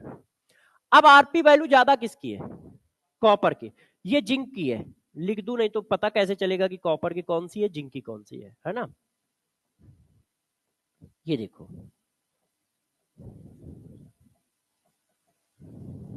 ये देखो, तो आरपी वैल्यू ज्यादा है, इसी वजह से इसमें रिडक्शन हुआ है। आप देखो इसमें रिडक्शन हुआ है, ये देखो, और इसकी आरपी वैल्यू कम है तो इसमें ऑक्सीडेशन हुआ है। इसने इलेक्ट्रॉन लिए, इसने दिए। तो एनोड हमें नहीं चेक करना है, हमें कैथोड चेक करना है। जिसका आरपी हाईएस्ट है वो कैथोड है, तो अपने आप दूसरा वाला एनोड हो जाएगा। क्यों, उसकी पावर कम है तो वो इलेक्ट्रॉन देगा, तो जिसकी पावर ज्यादा है वो लेगा, तो अपने आप दूसरे वाले को देने पड़ेंगे।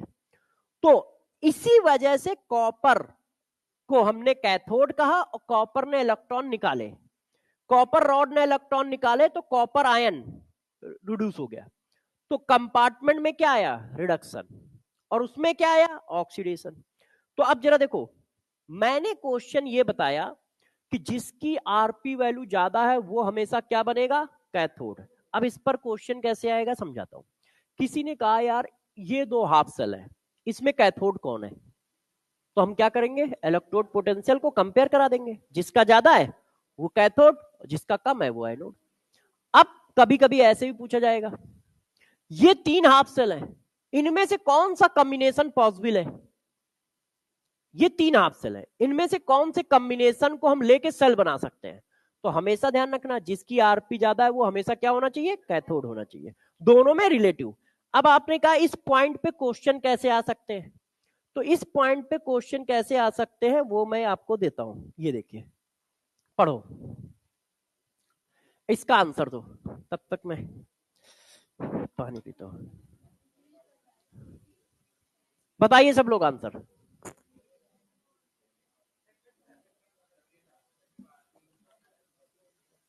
तो कैथोड कौन बनेगा?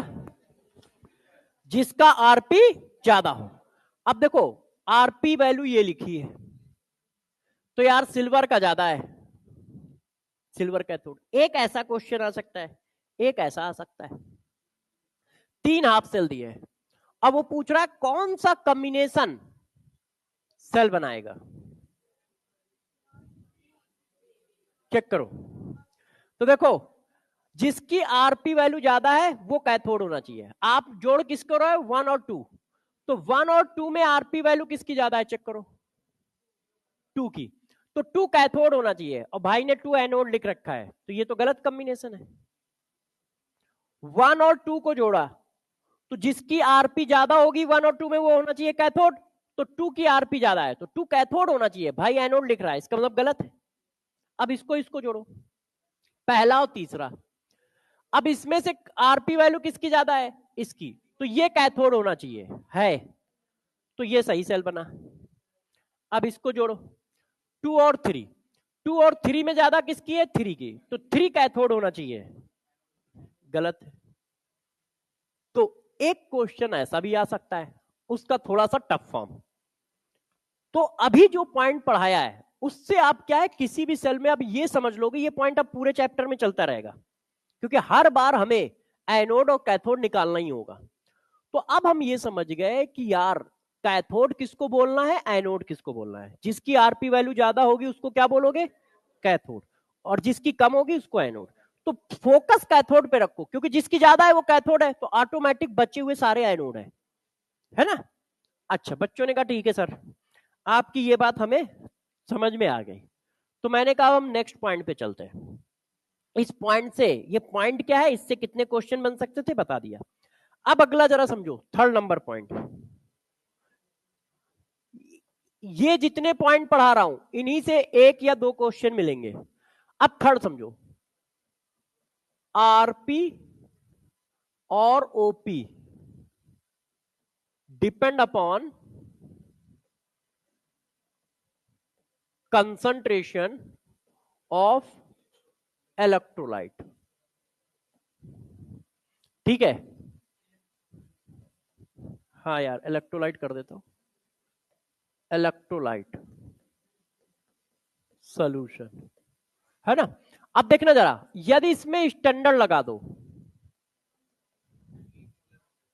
हाँ ये अब 1 मोलर में है, तो जरा देखो, डज नॉट डिपेंड अपॉन कंसन depend upon concentration of electrolyte solution. अब गौर से मेरी बात को समझना, देखो आरपी तो हमेशा किस पर मेजर किया जाएगा? 1 पे ही किया जाएगा। आपके इलेक्ट्रोलाइट का कंसंट्रेशन कुछ भी हो, वो हमेशा किस पर मेजर किया जाएगा? 1 पे। तो इस वजह से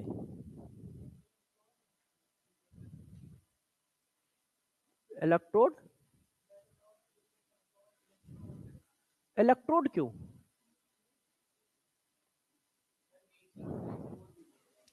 तो वो हमें जो लिखना है, मतलब एक बात तो सही है कि नेचर ऑफ इलेक्ट्रोलाइट पे भी डिपेंड करता है, मगर हमें अभी कंसंट्रेशन दिखाना था, इसलिए मैंने कंसंट्रेशन के टर्म में लिखा। आप चाहो तो उसके आगे जोड़ लो, कोई गलत बात नहीं है। देखिए, आरपी वैल्यू जो है वो कंसंट्रेशन पे डिपेंड करेगी, आरपी स्टैंडर्ड कंसंट्रेशन पे डिपेंड नहीं करेगा। क्यों? क्योंकि वो हमेशा कांस्टेंट कंसंट्रेशन पे मेजर किया जाता है, वो हमेशा कांस्टेंट कंसंट्रेशन पे मेजर किया जाता है। इसका मतलब समझ रहे हो? इसका मतलब ये है कि किसी भी सेल में, किसी भी सेल का स्टैंडर्ड वैल्यू हमेशा फिक्स रहेगी, आप सेल में कुछ भी करते रहो। क्यों? क्योंकि वो तो हमेशा एक कंसंट्रेशन पे मेजर की जाएगी। मगर ई सेल या ईआरपी, ईओपी बार बार चेंज होगा, जैसे ही कंसंट्रेशन चेंज किया वैल्यू चेंज हो गई, मगर स्टैंडर्ड वैल्यू कभी नहीं चेंज होगी। तो यदि कुछ हलचल चल रही है क्वेश्चन में, तो स्टैंडर्ड मत चेंज करना, वो यदि एक बार दी है तो दूसरी बार भी वही रहेगी। हाफ सेल वही है तो हाफ सेल चेंज कर दिया, जैसे उस बच्चे ने कहा nature, nature of cell electrolyte का मतलब तुमने हाफ सेल चेंज कर दिया, हाफ सेल चेंज कर दिया तो वैल्यू चेंज होती है, हर हाफ सेल की अलग वैल्यू है। तो फिर से समझो, आरपी वैल्यू कंसंट्रेशन पे डिपेंड करेगी, स्टैंडर्ड आरपी वैल्यू कंसंट्रेशन पे डिपेंड नहीं करेगी। क्यों? क्योंकि ये फिक्स कंसंट्रेशन पे हमेशा मेजर किया जाता है। तो आपके पास ये पॉइंट हमेशा हर क्वेश्चन में लगेगा, वो देगा। तो आपको ध्यान रखना है यार, आरपी वैल्यू यदि हमें जेडन की मिल गई, तब क्वेश्चन में कुछ भी कंसंट्रेशन चेंज कर रहे हो, आरपी नॉट फिक्स है, आरपी चेंज होता रहेगा। ठीक है?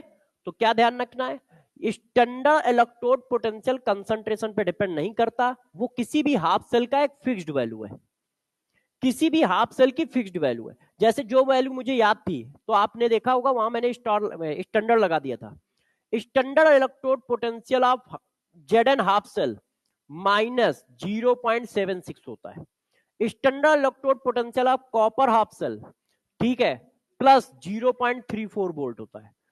अब स्टैंडर्ड की जगह यदि आरपी पूछो तो कुछ भी हो सकती है, उसकी वैल्यू तो इन्फिनाइट हो सकती है, कंसंट्रेशन की वैल्यू डालते जाओगे वो बार बार चेंज होता जाएगा।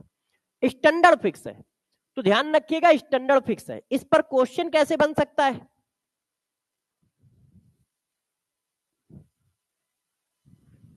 इस क्वेश्चन का आंसर दो।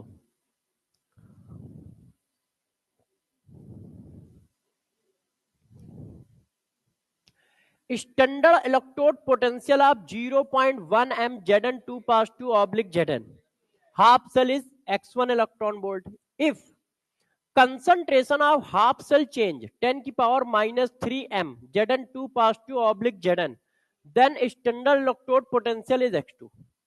अब कौन से पोटेंशियल की बात कर रहा है? एक्सटेंडर्ड। आपने कंसंट्रेशन चेंज किया तो क्या वैल्यू चेंज होगी? नहीं, तो आंसर ये।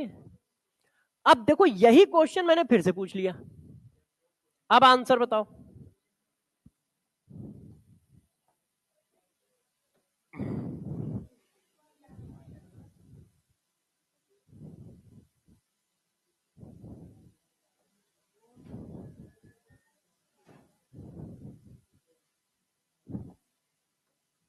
बताइए, हमें ये पता है कि ओ हमें ये पता है कि दोनों बराबर नहीं होंगे, कौन ज्यादा होगा कौन नहीं ज्यादा होगा हम अभी पूछना ही नहीं चाहते, क्योंकि मैंने पढ़ाया नहीं है ना, तो पूछना ही नहीं चाहता, इसलिए ऑप्शन चेंज कर देता हूं।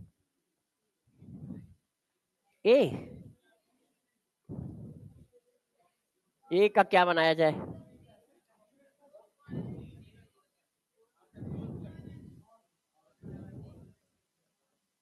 चलो बहुत कर देता हूं, ठीक है। तो जरा देखो, अब ये किसकी बात कर रहा है? इलेक्ट्रोड पोटेंशियल की बात कर रहा है। आपने कंसंट्रेशन चेंज किया तो वैल्यू चेंज होगी, कंसंट्रेशन चेंज करने पे वैल्यू में क्या चेंज आएगा ये आगे फ्यूचर में पढ़ाऊंगा। नर्स इक्वेशन यही है, effect of concentration in cell potential. तो अभी ये आ रहा होगा कि आप बार बार बोल रहे हो चेंज होगी चेंज होगी, मगर बढ़ेगी घटेगी इस पर कोई डिस्कशन नहीं कर रहा है ना। क्यों? क्योंकि वो नर्स इक्वेशन में आएगा। नर्स इक्वेशन यही बताती है कि कंसंट्रेशन चेंज करने पे इलेक्ट्रोड पोटेंशियल कितना चेंज हो रहा है, बढ़ रहा है या घट रहा है।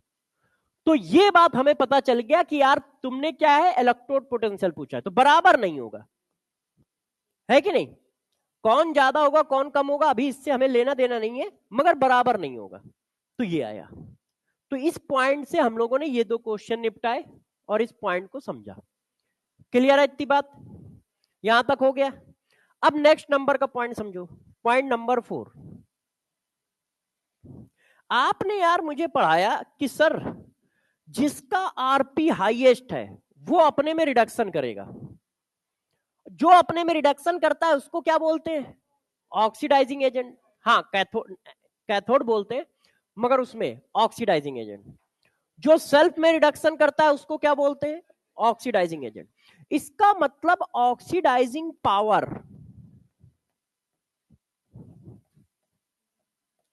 डायरेक्टली प्रोपोर्शनल है आरपी वैल्यू विद साइन। ध्यान रखिएगा, कभी कभी बच्चे साइन भूल जाते, क्यों? क्योंकि कई जगह पे हमने साइन को अवॉइड किया है, कई जगह पे लगाया है, तो मैं पूरा लिख देता हूं जैसे गलती ना हो। ऑक्सीडाइजिंग पावर डायरेक्टली प्रोपोर्शनल है आरपी वैल्यू को। ऐसा क्यों कह पा रहा हूं? आपने अभी पढ़ाया है कि जिसका आरपी हाईएस्ट है वो अपने में क्या करेगा? रिडक्शन। तो जब सेल्फ में रिडक्शन करते हैं तो उसका नाम क्या रखा जाता है? Oxidising agent. तो ऑक्सीडाइजिंग एजेंट डायरेक्टली प्रोपोर्शनल होगा आरपी वैल्यू को। जो हाफ सेल, जिस हाफ सेल का रिडक्शन पोटेंशियल ज्यादा होगा वो सबसे ज्यादा स्ट्रॉन्ग ऑक्सीडाइजिंग एजेंट होगा। अब रिड्यूसिंग में क्या आएगा? हाँ, तो रिड्यूसिंग एजेंट, ये रिड्यूसिंग एजेंट जो होगा वो इनवर्सली प्रोपोर्शनल होगा आरपी वैल्यू को। स्टेटमेंट सिर्फ एक पोटेंशियल के फॉर्म में हम देंगे, ठीक है? जितनी कम आरपी उतना ज्यादा strong reducing agent, with sign चलेगा, ठीक है? मैं लिख देता हूं जैसे गलती ना हो। क्लियर है? अच्छा, यहां पर एक जगह और फंसाएगा। जैसे देखो ये रिडक्शन लिखा है, ये एक हाफ सेल है, गौर सुनिएगा, जब टफ क्वेश्चन आएगा तो ये वाली पॉइंट लगेगा। देखो ये एक हाफ सेल है, अब ये हाफ सेल है, इसका आरपी वैल्यू हाईएस्ट है, तो आपने बोल दिया कि ये स्ट्रॉन्गेस्ट रिड्यूसिंग एजेंट है। ये half cell strongest reducing agent है। वो तो मॉलिक्यूल में ऑप्शन दे रहा है कि ये स्ट्रॉन्ग रिड्यूसिंग एजेंट है या ये। तो गौर सुनिए, यदि ऑक्सीडाइजिंग एजेंट पूछेगा तो हायर ऑक्सीडेशन नंबर वाला कहोगे, और रिड्यूसिंग एजेंट पूछेगा तो लोअर ऑक्सीडेशन नंबर वाले को बोलोगे। इस पर अभी मैं क्वेश्चन भी दूंगा, जैसे अभी हो सकता है ये पॉइंट ना समझ पा रहे हो। तो यदि वो कहता है स्ट्रॉन्गेस्ट ऑक्सीडाइजिंग एजेंट बताओ, तो स्ट्रॉन्गेस्ट ऑक्सीडाइजिंग एजेंट बताने के लिए सेल तो तुम पकड़ लोगे। अब सेल में वो सेल नहीं दे रहा है, ऑप्शन में सेल नहीं लिखा है, ऑप्शन में मॉलिक्यूल के नाम लिखे हैं। तो यार ये दो है ना, सेल में तो दो पार्ट आएंगे। तो अब आप कैसे कहोगे कि इसको बोला जाए कि इसको बोला जाए? तो हमेशा हायर वाले को, जो हायर होगा, जिसकी ऑक्सीडेशन नंबर ज्यादा होगी, उसको स्ट्रॉन्गेस्ट ऑक्सीडाइजिंग एजेंट बोलोगे, और जिसकी कम होगी उसको स्ट्रॉन्गेस्ट रिड्यूसिंग एजेंट बोलोगे। इस चीज को थोड़ा समझाने के लिए इस पर क्वेश्चन कराते हैं। पहले तो ये वाला निपटाओ, सन पे मत जाइएगा कि जेई मेंस में आए हैं, आराम से आपके यहां आते हैं, आपके यहां भी आए हैं ये पेपर में, ये ऐसे क्वेश्चन आपके यहां भी आते हैं। अब क्या पूछ रहा है? ऑक्सीडाइजिंग पावर पूछ रहा है। तो ऑक्सीडाइजिंग पावर किसके प्रोपोर्शनल है? आरपी वैल्यू के। तो आरपी वैल्यू हाईएस्ट, पहले ये देख लो आरपी वैल्यू दी है ना, 3 से 2 आरपी है, 4 से 2 आरपी है, 5 से 3 आरपी है, 3 से 0 आरपी है। तो सबसे हाईएस्ट किसकी है? इसका मतलब ये स्ट्रॉन्गेस्ट ऑक्सीडाइजिंग एजेंट है। अब कोबाल्ट सबसे लास्ट में होगा, कोबाल्ट सबसे लास्ट में होगा। अच्छा, इसके बाद कौन है? लेड। लेड इसमें है नहीं। समझ पा रहे हो कैसे किया? ठीक है।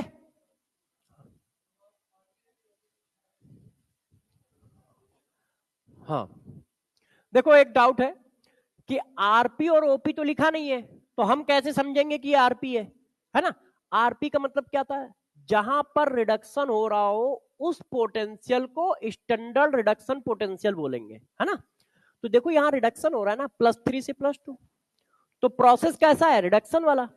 तो ये क्या होगा, ये इलेक्ट्रोड पोटेंशियल कौन सा होगा, आरपी होगा, है ना। यदि ऑक्सीडेशन होता तो ये पोटेंशियल कौन सा होता, ऑक्सीडेशन। कर लोगे अब। अच्छा, आपने कहा सर एक और चाहिए क्वेश्चन, करो।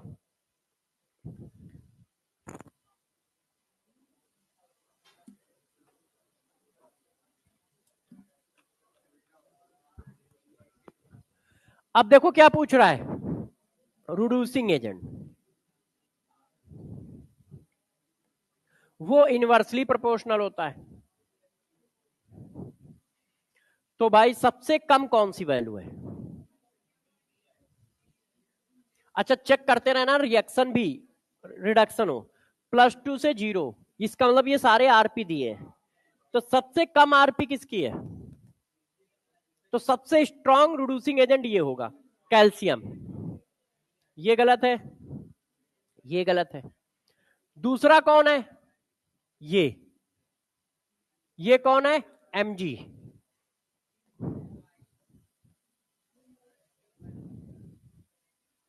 सही है। अच्छा, फंसने वाला क्वेश्चन तो ये है जहां रोना धोना मचाओगे। अब देखो क्वेश्चन वही है मगर उसने ऑप्शन को टफ कर दिया आपके लिए। Based on the data given above strongest oxidising agent, तो भाई ऑक्सीडाइजिंग एजेंट किससे निकलता है, आरपी वैल्यू से।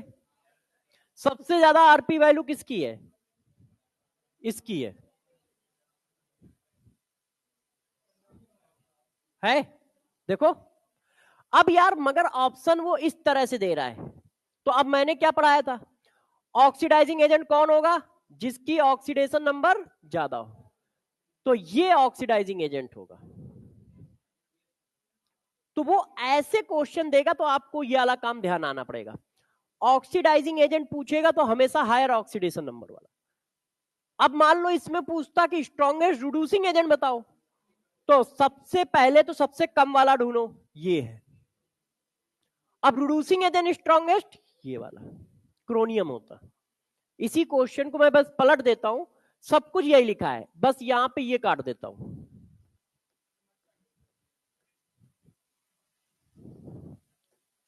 इसको वो कर देता हूं, है ना, और ये हटाया, ये काट के,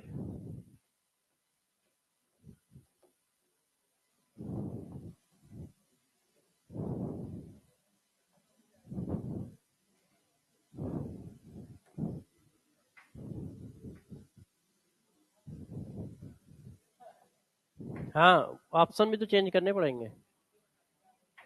आप बताओ, अरे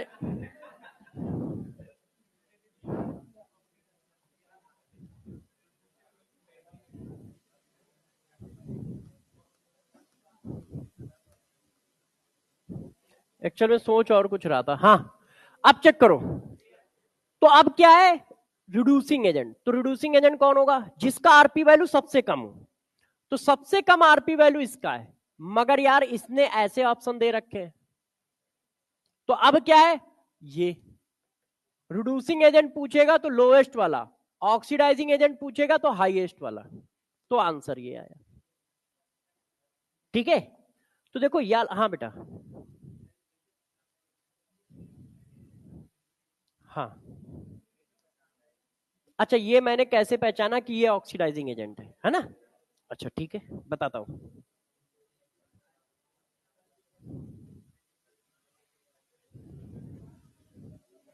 देखो ये पॉइंट पढ़ाया है, ऑक्सीडाइजिंग पावर किसके प्रोपोर्शनल है, इसका मतलब आरपी वैल्यू ज्यादा हो गई तो पावर ज्यादा होगी, सही है कि नहीं। अब आप आ जाओ क्वेश्चन पे,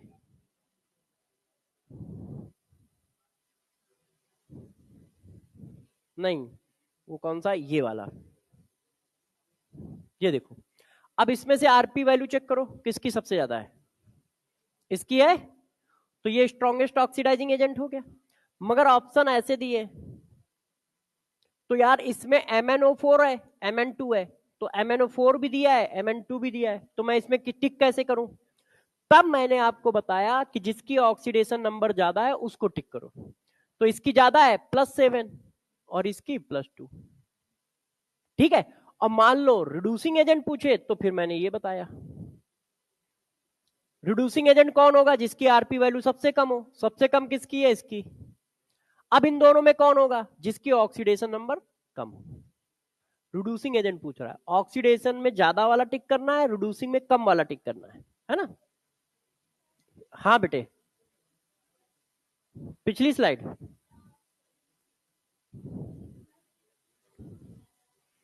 +7 से +2 में।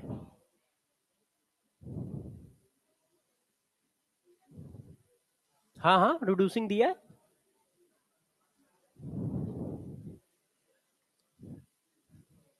देखो ये कौन सा पोटेंशियल दिया है, आरपी वैल्यू दी है। हमने जो स्टेटमेंट पास किया है भाई, सब लोग देखो, अकेले उसी का डाउट नहीं है। हमने आपको ये स्टेटमेंट दिया है ना, तो आप आरपी वैल्यू चेक करोगे ना, तो आरपी वैल्यू तो सबसे हाईएस्ट इसी की है। तो ये हो गया हमारा स्ट्रॉन्गेस्ट ऑक्सीडाइजिंग एजेंट। अब इसमें से ये पूछ रहा है कौन है, तो फिर हायर ऑक्सीडेशन नंबर वाला, ठीक है ना। सारे स्टेटमेंट मैं आरपी वैल्यू पे ही दूंगा, ओपी पे कोई नहीं दूंगा, क्योंकि आरपी हमारा स्टैंडर्ड फॉर्म है, ठीक है। तो जो भी कुछ बताऊंगा सिर्फ आरपी पे बताऊंगा, जैसे आपका फोकस एक ही वोल्टेज पे रहे कि हमें बस आरपी के रिस्पेक्ट में सब कुछ चेक करना है। अच्छा, यहां तक की कहानी हो गई। पॉइंट नंबर 4, हर पॉइंट के क्वेश्चन भी बताता जाऊंगा। अब यार बात करते हैं 5th नंबर पे। कौन कौन से पढ़ा दिए? स्टेट फंक्शन कर दिया, हाईएस्ट लोवेस्ट कर दिया, अच्छा ये भी निपटा दिया है, ठीक है। अब आते हैं 5th नंबर पॉइंट, है ना। 5th नंबर पॉइंट जरा देखो। अच्छा 6th नंबर है, 5वां ही है। चलो अब हेडिंग ही चेंज कर देता हूं। देखिए, अच्छा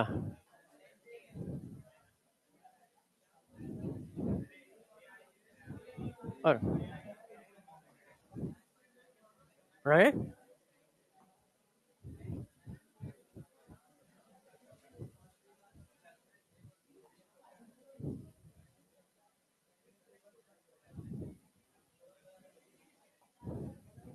देखो सेल पोटेंशियल, गौर सुनो।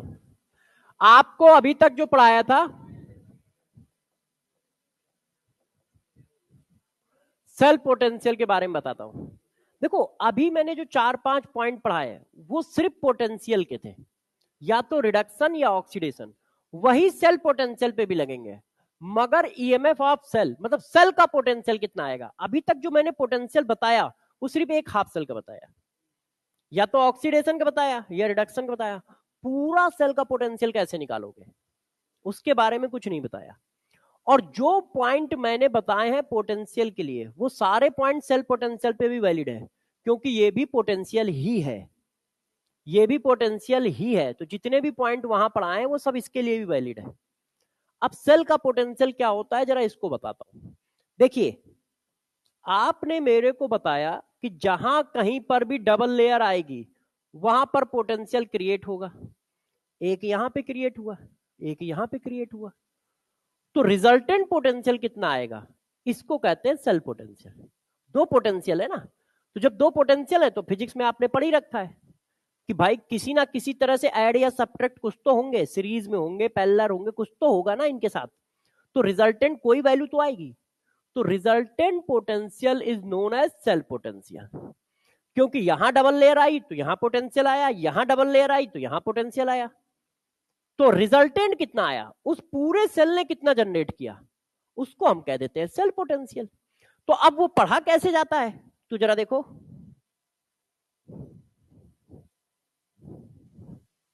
अब जरा देखना सेल पोटेंशियल कैसे पढ़ना है, क्या होता है।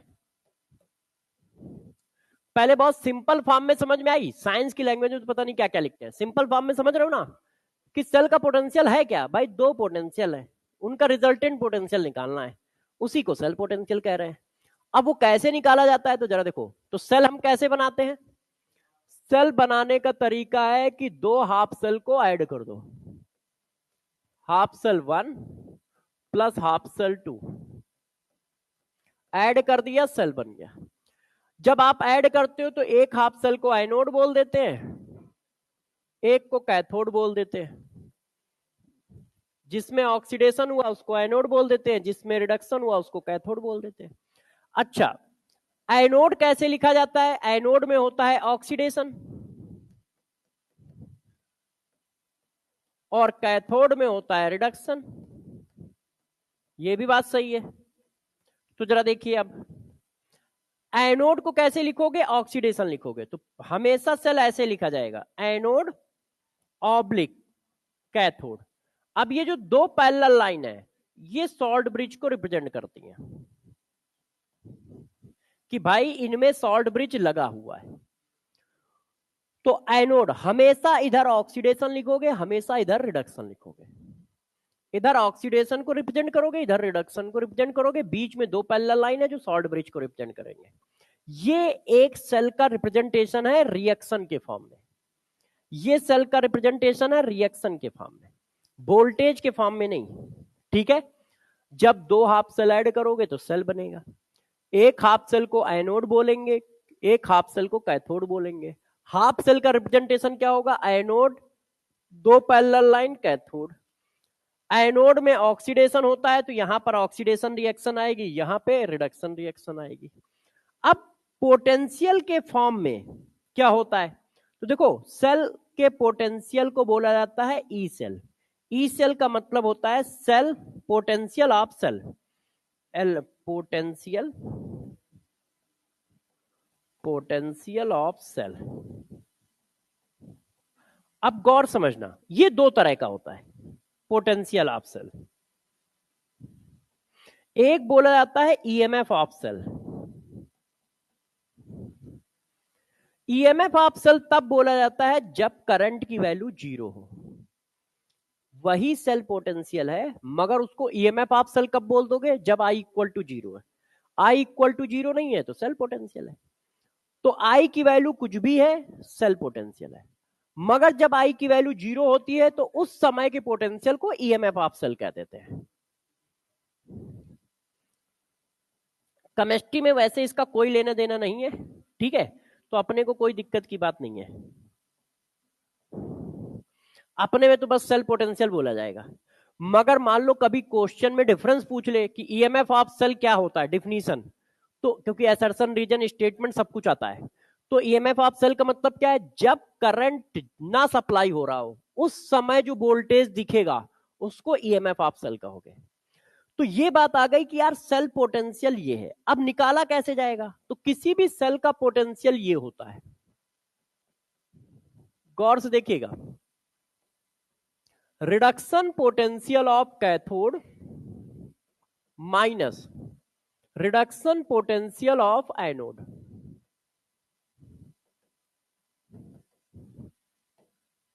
रिडक्शन पोटेंशियल ऑफ एनोड, हम लोग सब कुछ रिडक्शन पोटेंशियल के रिस्पेक्ट में लिखेंगे। तो सेल का पोटेंशियल कितना होता है? Reduction potential of cathode minus reduction potential of anode. दोनों का पोटेंशियल रिडक्शन है, ध्यान रखिएगा। जो फार्मूला बोला गया है वो आरपी के फॉर्म में बोला गया है, ठीक है। Reduction potential of cathode minus reduction potential of anode, ध्यान रखिए।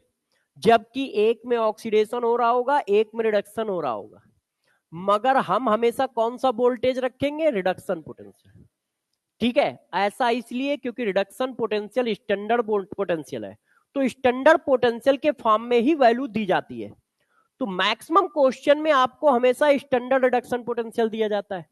तो जब आपको स्टैंडर्ड रिडक्शन पोटेंशियल दिया जा रहा है तो आप डायरेक्ट उसकी वैल्यू डाल सकते हो। मगर कोई बच्चा कहता है कि सर ऑक्सीडेशन के रिस्पेक्ट में कैसे निकालोगे? तो जरा इसको ऑक्सीडेशन बनाओ, कैसे करते हैं? रिडक्शन दिया है तो ऑक्सीडेशन क्या आएगा? रिडक्शन दिया है तो ऑक्सीडेशन क्या आएगा? माइनस माइनस प्लस हो जाएगा ना। अब यार इसको थोड़ा सा अच्छे से लिख लो, क्यों? उनको बुरा लग जाएगा, उनका कहना है पहले प्लस लिखा करो। मैथ के हिसाब से दोनों सेम चीज है, चाहे जो पहले लिखो, मगर केमिस्ट्री वाले हैं तो थोड़ा सा रोना धोना मचा देते हैं, तो हम लोगों ने सजा के लिख दिया एकदम, पहले पॉजिटिव वैल्यू फिर निगेटिव वैल्यू। ये आपके लिए मैंने लिखा है, मैं उसको यूज नहीं करूंगा, मैं हमेशा इसको यूज करूंगा, आपको भी यही यूज करना है, ठीक है? हमेशा ये यूज करो। एक याद रखो, एक के बाद इसके 10 फार्मूले बना सकते हो, पेपर में क्वेश्चन आएगा, इनमें से कौन सा फार्मूला या इनमें से कौन सा रिलेशन सेल पोटेंशियल के लिए सही है, क्योंकि उसको वो 10 तरीके से लिख सकता है। इसका ऑक्सीडेशन इसका रिडक्शन करके भी लिख सकता है, इसका रिडक्शन इसका ऑक्सीडेशन करके भी लिख सकता है, दोनों का ऑक्सीडेशन करके भी लिख सकता है, दोनों का रिडक्शन करके भी लिख सकता है। तो अब आप इससे 4-6 तरीके के फार्मूले बना सकते हो, ठीक है? मगर आप ये याद रखो और फिर बनाते चले जाओ ऑप्शन को देखते हुए, ठीक है? आपको सिर्फ ये याद रखना है। तो सेल पोटेंशियल की वैल्यू क्या है? RP value of cathode minus RP value of anode. अच्छे से ध्यान रख लो, आरपी वैल्यू, दोनों की आरपी वैल्यू डालनी है। बच्चे एक जगह पे गड़बड़ करते हैं, एक की आरपी डालते हैं, एक की ओपी डालते हैं, दोनों की आरपी वैल्यू डालनी है। RP value of cathode minus RP value of anode, value डालने पे जो आएगा वो क्या होगा? सेल पोटेंशियल होगा।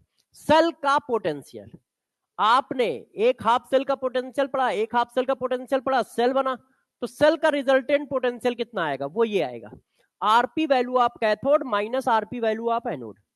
जब यहां स्टैंडर्ड लगा होगा तो स्टैंडर्ड आएगा, जब यहां नॉर्मल लगा होगा तो नॉर्मल आएगा, जब यहां स्टैंडर्ड लगा होगा तो स्टैंडर्ड आएगा, जब यहां नॉर्मल लगा होगा तो नॉर्मल आएगा। क्लियर है ये बात? अच्छा, बच्चों ने कहा सर इस पर क्वेश्चन कैसे आएंगे, तो मैंने कहा चलो इस पे भी क्वेश्चन करते हैं, इसके क्वेश्चन इस हेडिंग के नीचे होंगे। तो आप लोगों ने जिद की है तो क्वेश्चन दे देते हैं, करो इसको, करिए। देखिए अब उस सेल का पोटेंशियल पूछ रहा है, देखो सेल, वो कह रहा है the standard reduction potential for the half cell as. अब जरा देखो ये क्वेश्चन उसमें आया है जेई में, मगर लिखा गलत है, ऊपर पढ़ो और रिएक्शन देखो। द स्टैंडर्ड रिडक्शन पोटेंशियल, और रिएक्शन क्या है? प्लस 0 से +2 ऑक्सीडेशन, 0 से +2 ऑक्सीडेशन। तो तुम कह रहे हो इस रिएक्शन का वोल्टेज ये है, इस रिएक्शन का वोल्टेज ये है, तो ये तो ऑक्सीडेशन दिया है, ऊपर कह रहे हो रिडक्शन पोटेंशियल है ना? तो ध्यान रखना,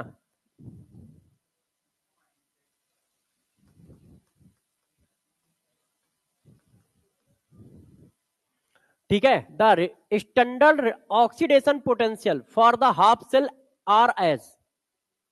अब ठीक है, अब इसकी वैल्यू दी है, अब वो पूछ रहा है ईएमएफ ऑफ द सेल बताओ।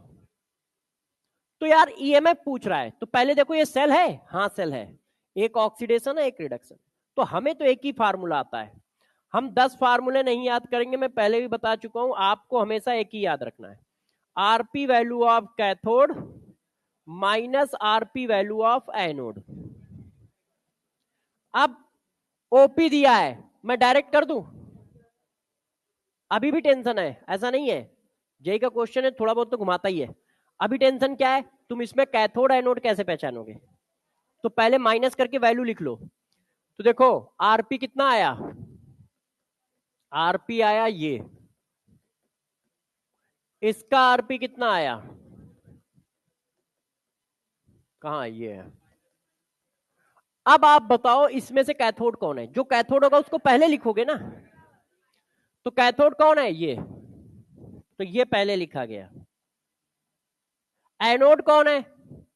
ये, तो माइनस माइनस प्लस हो जाएगा। अब कट्टम काट खेलो तो साइन आएगा प्लस। अब देखो माइनस वाला आंसर भी है प्लस वाला आंसर भी है, तो हमें प्लस वाला टिक करना है। क्या किया, हम हमेशा यही फार्मूला लगाएंगे, E cell equal to RP value of cathode minus RP value of anode, ठीक है? RP value of cathode minus RP value of anode. अब कैथोड कौन होगा, एनोड कौन होगा, पहले ही सिखा चुका हूं। कैथोड कौन होगा, जिसकी आरपी वैल्यू ज्यादा हो तो ये कैथोड होगा। एनोड कौन होगा, जिसकी आरपी वैल्यू कम हो तो ये एनोड होगा। तो हर बार आपको कैथोड एनोड पहचानने हैं। और कैसे पहचानोगे, ई सेल से। जिसका पोटेंशियल ज्यादा वो कैथोड, जिसका कम वो एनोड। ये देखो, कर पा रहे हो?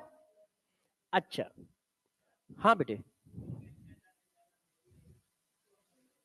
हाँ फार्मूला यही है। आपको बोला था ना, पढ़ाते समय बोला है, स्टैंडर्ड होगा तो सब जगह स्टैंडर्ड, नॉर्मल होगा तो सब जगह नॉर्मल। हाँ, फार्मूला सेम रहेगा। अच्छा, बच्चों ने कहा सर थोड़ा सा और आप कुछ बता सकते हो इसके बारे में। मैंने कहा यस। हाँ, आवाज नहीं करो, देखो इधर ध्यान दो। किसी ने कहा ये बताओ, हम 3 हाफ सेल लेते हैं, इनमें से कौन से 2 सेल का कॉम्बिनेशन बनाए हैं कि मैक्सिमम सेल पोटेंशियल जनरेट हो। 3 हाफ सेल दिए, इनमें से कौन से 2 हाफ सेल को जोड़े कि मैक्सिमम सेल पोटेंशियल जनरेट हो। तो जरा गौर सुनना, जब मैक्सिमम सेल पोटेंशियल की बात आए तो क्या ध्यान रखना है, आपको क्या निकालना है, ई सेल मैक्स निकालना है ना। अब गौर समझो, आप इसको मैथ के हिसाब से समझिएगा, केमिस्ट्री के हिसाब से नहीं। हमें इस वैल्यू को मैक्सिमम ले जाना है। अब इस वैल्यू को मैक्सिमम ले जाने के क्या तरीके हैं, हमारा फार्मूला तो वही है, RP value of cathode minus RP value of anode. ये क्या है, डिफरेंस है। इसका मतलब ये वैल्यू जो है हाईएस्ट हो, जो हाईएस्ट होगा वो कैथोड होगा, है कि नहीं। और ये वैल्यू कैसे चुनोगे, ये लोएस्ट वाली चुनो, तभी तो डिफरेंस सबसे ज्यादा आएगा, है।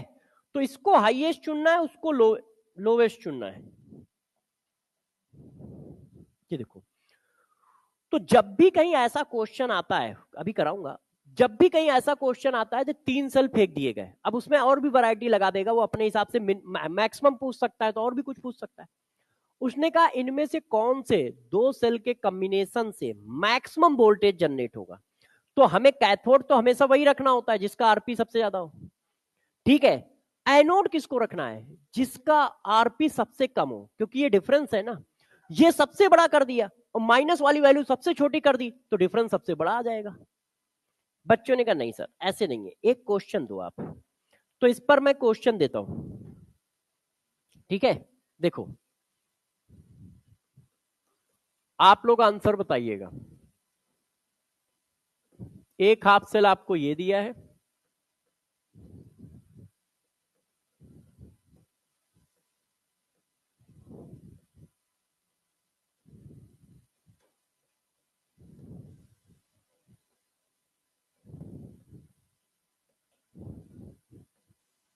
एक हाफ सेल आपको ये दिया है,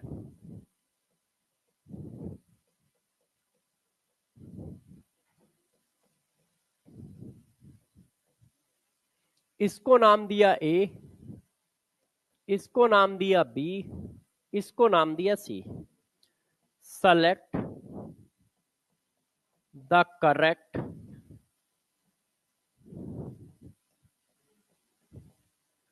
combination of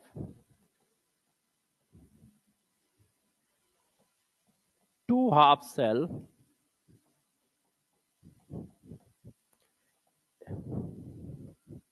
generate या form maximum cell potential।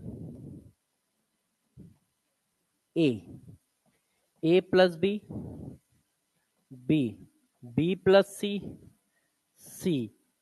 plus A, D all। ये देखो, अब ऐसे कौन से 2 हाफ सेल को जोड़ें कि मैक्सिमम वोल्टेज आए। तो बताओ क्या करना चाहिए। तो सबसे पहले तो कैथोड, देखो ए और बी, तो कैथोड कौन होगा, जिसका वोल्टेज सबसे ज्यादा हो, तो भाई कैथोड है। एनोड कौन होगा, जिसका सबसे कम हो, ये कहना है। यदि इनको इनको जोड़ते हैं तो सबसे बड़ी वैल्यू मिलेगी, क्यों, कैथोड हाईएस्ट है, तीनों में आरपी वैल्यू सबसे ज्यादा किसकी है? इसकी। ये कैथोड हो गया। अब मैंने एनोड के लिए क्या बोला है? जो सबसे छोटा हो, तो सबसे छोटा ये है ना, तो इसको और इसको जोड़ोगे तो मैक्सिमम वोल्टेज आएगा। आप चेक कर लो जोड़ के, यही वाला आंसर बनेगा। ठीक है, तो इस तरह का क्वेश्चन आएगा तो उस पॉइंट से आप निकाल पाओगे कि हाँ यार सर कैसे करते हैं, इस वाले पॉइंट से कर लोगे। तो यदि कहता है सेल पोटेंशियल बताओ, तो RP of cathode minus RP of anode लगा दोगे। इस फार्मूले पे अब तक कम से कम 8-10 क्वेश्चन आपके पेपर में आ चुके हैं, 1-2 नहीं 8-10 आ चुके हैं डायरेक्ट फार्मूले पे। इस फार्मूले पे आप पीवाईक्यू करोगे तो 8-10 मिल जाएंगे। ठीक है, अब ये करते करते थक जाएंगे तो वो इस पर आएंगे, तो इसका जरा ध्यान रखिएगा। इस पर अभी क्वेश्चन नहीं है, बुकों में मिल जाएगा मगर अभी पेपर में नहीं आया है। मैंने उस पे भी डाला है, वो क्यूएसडी प्राइम पे भी डाला है ये वाला क्वेश्चन कि मैक्सिमम वोल्टेज निकालो, मगर आएगा क्योंकि इसमें करना कुछ नहीं है। ठीक है, अब जरा गौर समझो। इस टाइम हुआ है, क्लास कितने बजे होती है? 45, बस 5 ही मिनट चाहिए। हाँ पूछो। हाँ अच्छा, 1 मिनट। एक क्वेश्चन है, हम लोगों ने लास्ट क्लास में डिस्कस नहीं किया था, मैंने कहा था इस बार पूछ लेना। चलो देखो, एक क्वेश्चन लास्ट क्लास में था, मैंने बताया नहीं था, LJP, liquid liquid junction potential, है ना, वही ये बच्चा पूछ रहा है। मैंने कहा था कि सॉल्ट ब्रिज जो है लिक्विड लिक्विड जंक्शन पोटेंशियल को खत्म करता है, मगर मैंने कहा था कैसे करता है, क्या होता है, ये मैं नहीं बताऊंगा, अब बताऊंगा। अब जरा देखो गौर से, जरा समझना, वो वाली बात डिस्कस कर दूं। मैंने सॉल्ट ब्रिज हटाया और ये कंटेनर क्लोज कर दिया, यहां से यहां तक कंटेनर है ऐसा। रुक जाओ, एक कोई पेन होता है जो चलता है फिर थोड़ी देर बाद बंद हो जाता है, ये नहीं है, ये वाला है, ये वाला है। इतना बड़ा कंटेनर कर दिया, इसको रिमूव कर दिया, अब थोड़ी देर बाद अपने आप हट जाएगा। ये हटा दिया, अब पूरे में सोल्यूशन है। क्लियर है? ये रॉड हमारी निगेटिव है, ये पॉजिटिव है, तो अब जरा देखना होगा क्या। हाँ मिला देंगे,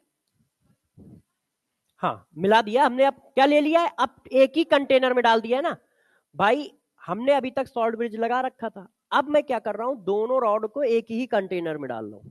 उसमें सॉल्ट ब्रिज नहीं है, दो कंटेनर भी नहीं है, ये एक कंटेनर है इतना बड़ा, ये सॉल्ट ब्रिज हट गया है, अब इलेक्ट्रोलाइट पड़ा है, दोनों रॉड एक ही कंटेनर में पड़ी है।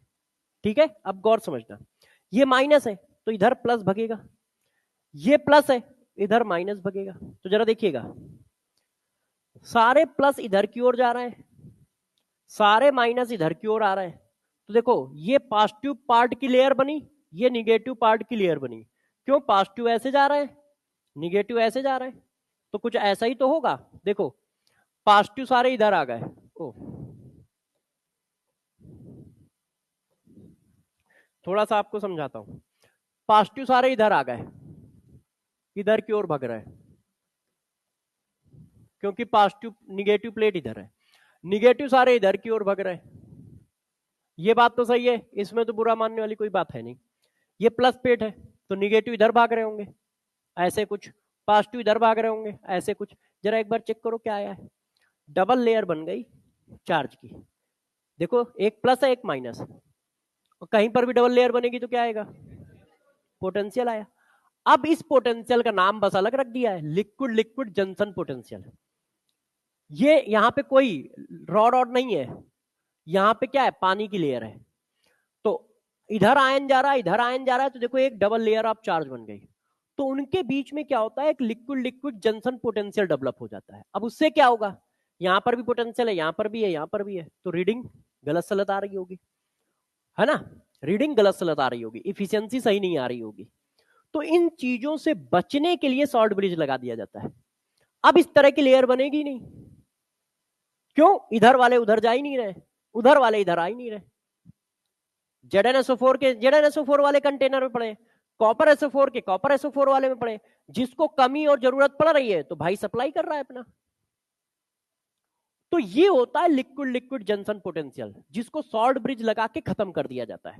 यदि सॉल्ट ब्रिज नहीं होगा तो जितने भी पॉजिटिव आयन है इधर की ओर भग रहे होंगे, जितने भी निगेटिव आयन है इधर की ओर भग रहे होंगे। तो सोल्यूशन, ये जो बीच वाला पोर्शन है, उस पोर्शन में कुछ ऐसा हो रहा होगा, और उस पोर्शन में जब कुछ ऐसा हो रहा होगा तो डबल लेयर ऑफ चार्ज बन गया, और कहीं पर भी डबल लेयर ऑफ चार्ज बनेगा, पोटेंशियल क्रिएट होगा। और उस पोटेंशियल का नाम बस अलग अलग रखेंगे सिचुएशन के हिसाब से। तो इसका नाम रख दिया गया liquid liquid junction potential, LJP. अब ये भी एक पोटेंशियल आया है, तो ये तो रिजल्टेंट बताता है ना, तो ये तो सबको अपना लपेट लपेट के बता रहा होगा कैलकुलेट करके। तो ये हेडिंग बिल्कुल ट्रू नहीं आ रही है, इसकी और इसकी वैल्यू नहीं आ रही है, बीच में एक और पोटेंशियल है उसकी भी आ रही है। अब वो प्लस हो रहा है माइनस हो रहा है वो तो अपने अलग खेल है, मगर वो भी बीच में है। इस चीज से बचने के लिए सॉल्ट ब्रिज लगाया जाता है। तो सॉल्ट ब्रिज का एक यूज ये भी होता है ना। तो वही मैंने लिखा दिया था, क्यों? क्योंकि डबल लेयर वहां कैसे पढ़ाते हैं, अब डबल लेयर पढ़ चुके हो, तो जैसे ही मैं बनाऊंगा वैसे ही तुम समझ जाओगे, अच्छा डबल लेयर आ गई तो इसका मतलब पोटेंशियल आ जाएगा। तो ये होता है एलजेपी। अब जरा देखो, 5 मिनट की हेडिंग हमारी ये कर, और वैसे कोई भी बच्चा इलेक्ट्रोड पोटेंशियल के अभी क्वेश्चन नहीं लगाएगा, क्योंकि अभी ये आधा अधूरा पड़ा हुआ है, अभी इसमें बहुत सारी बातें हैं, ठीक है, सब आधा अधूरा है।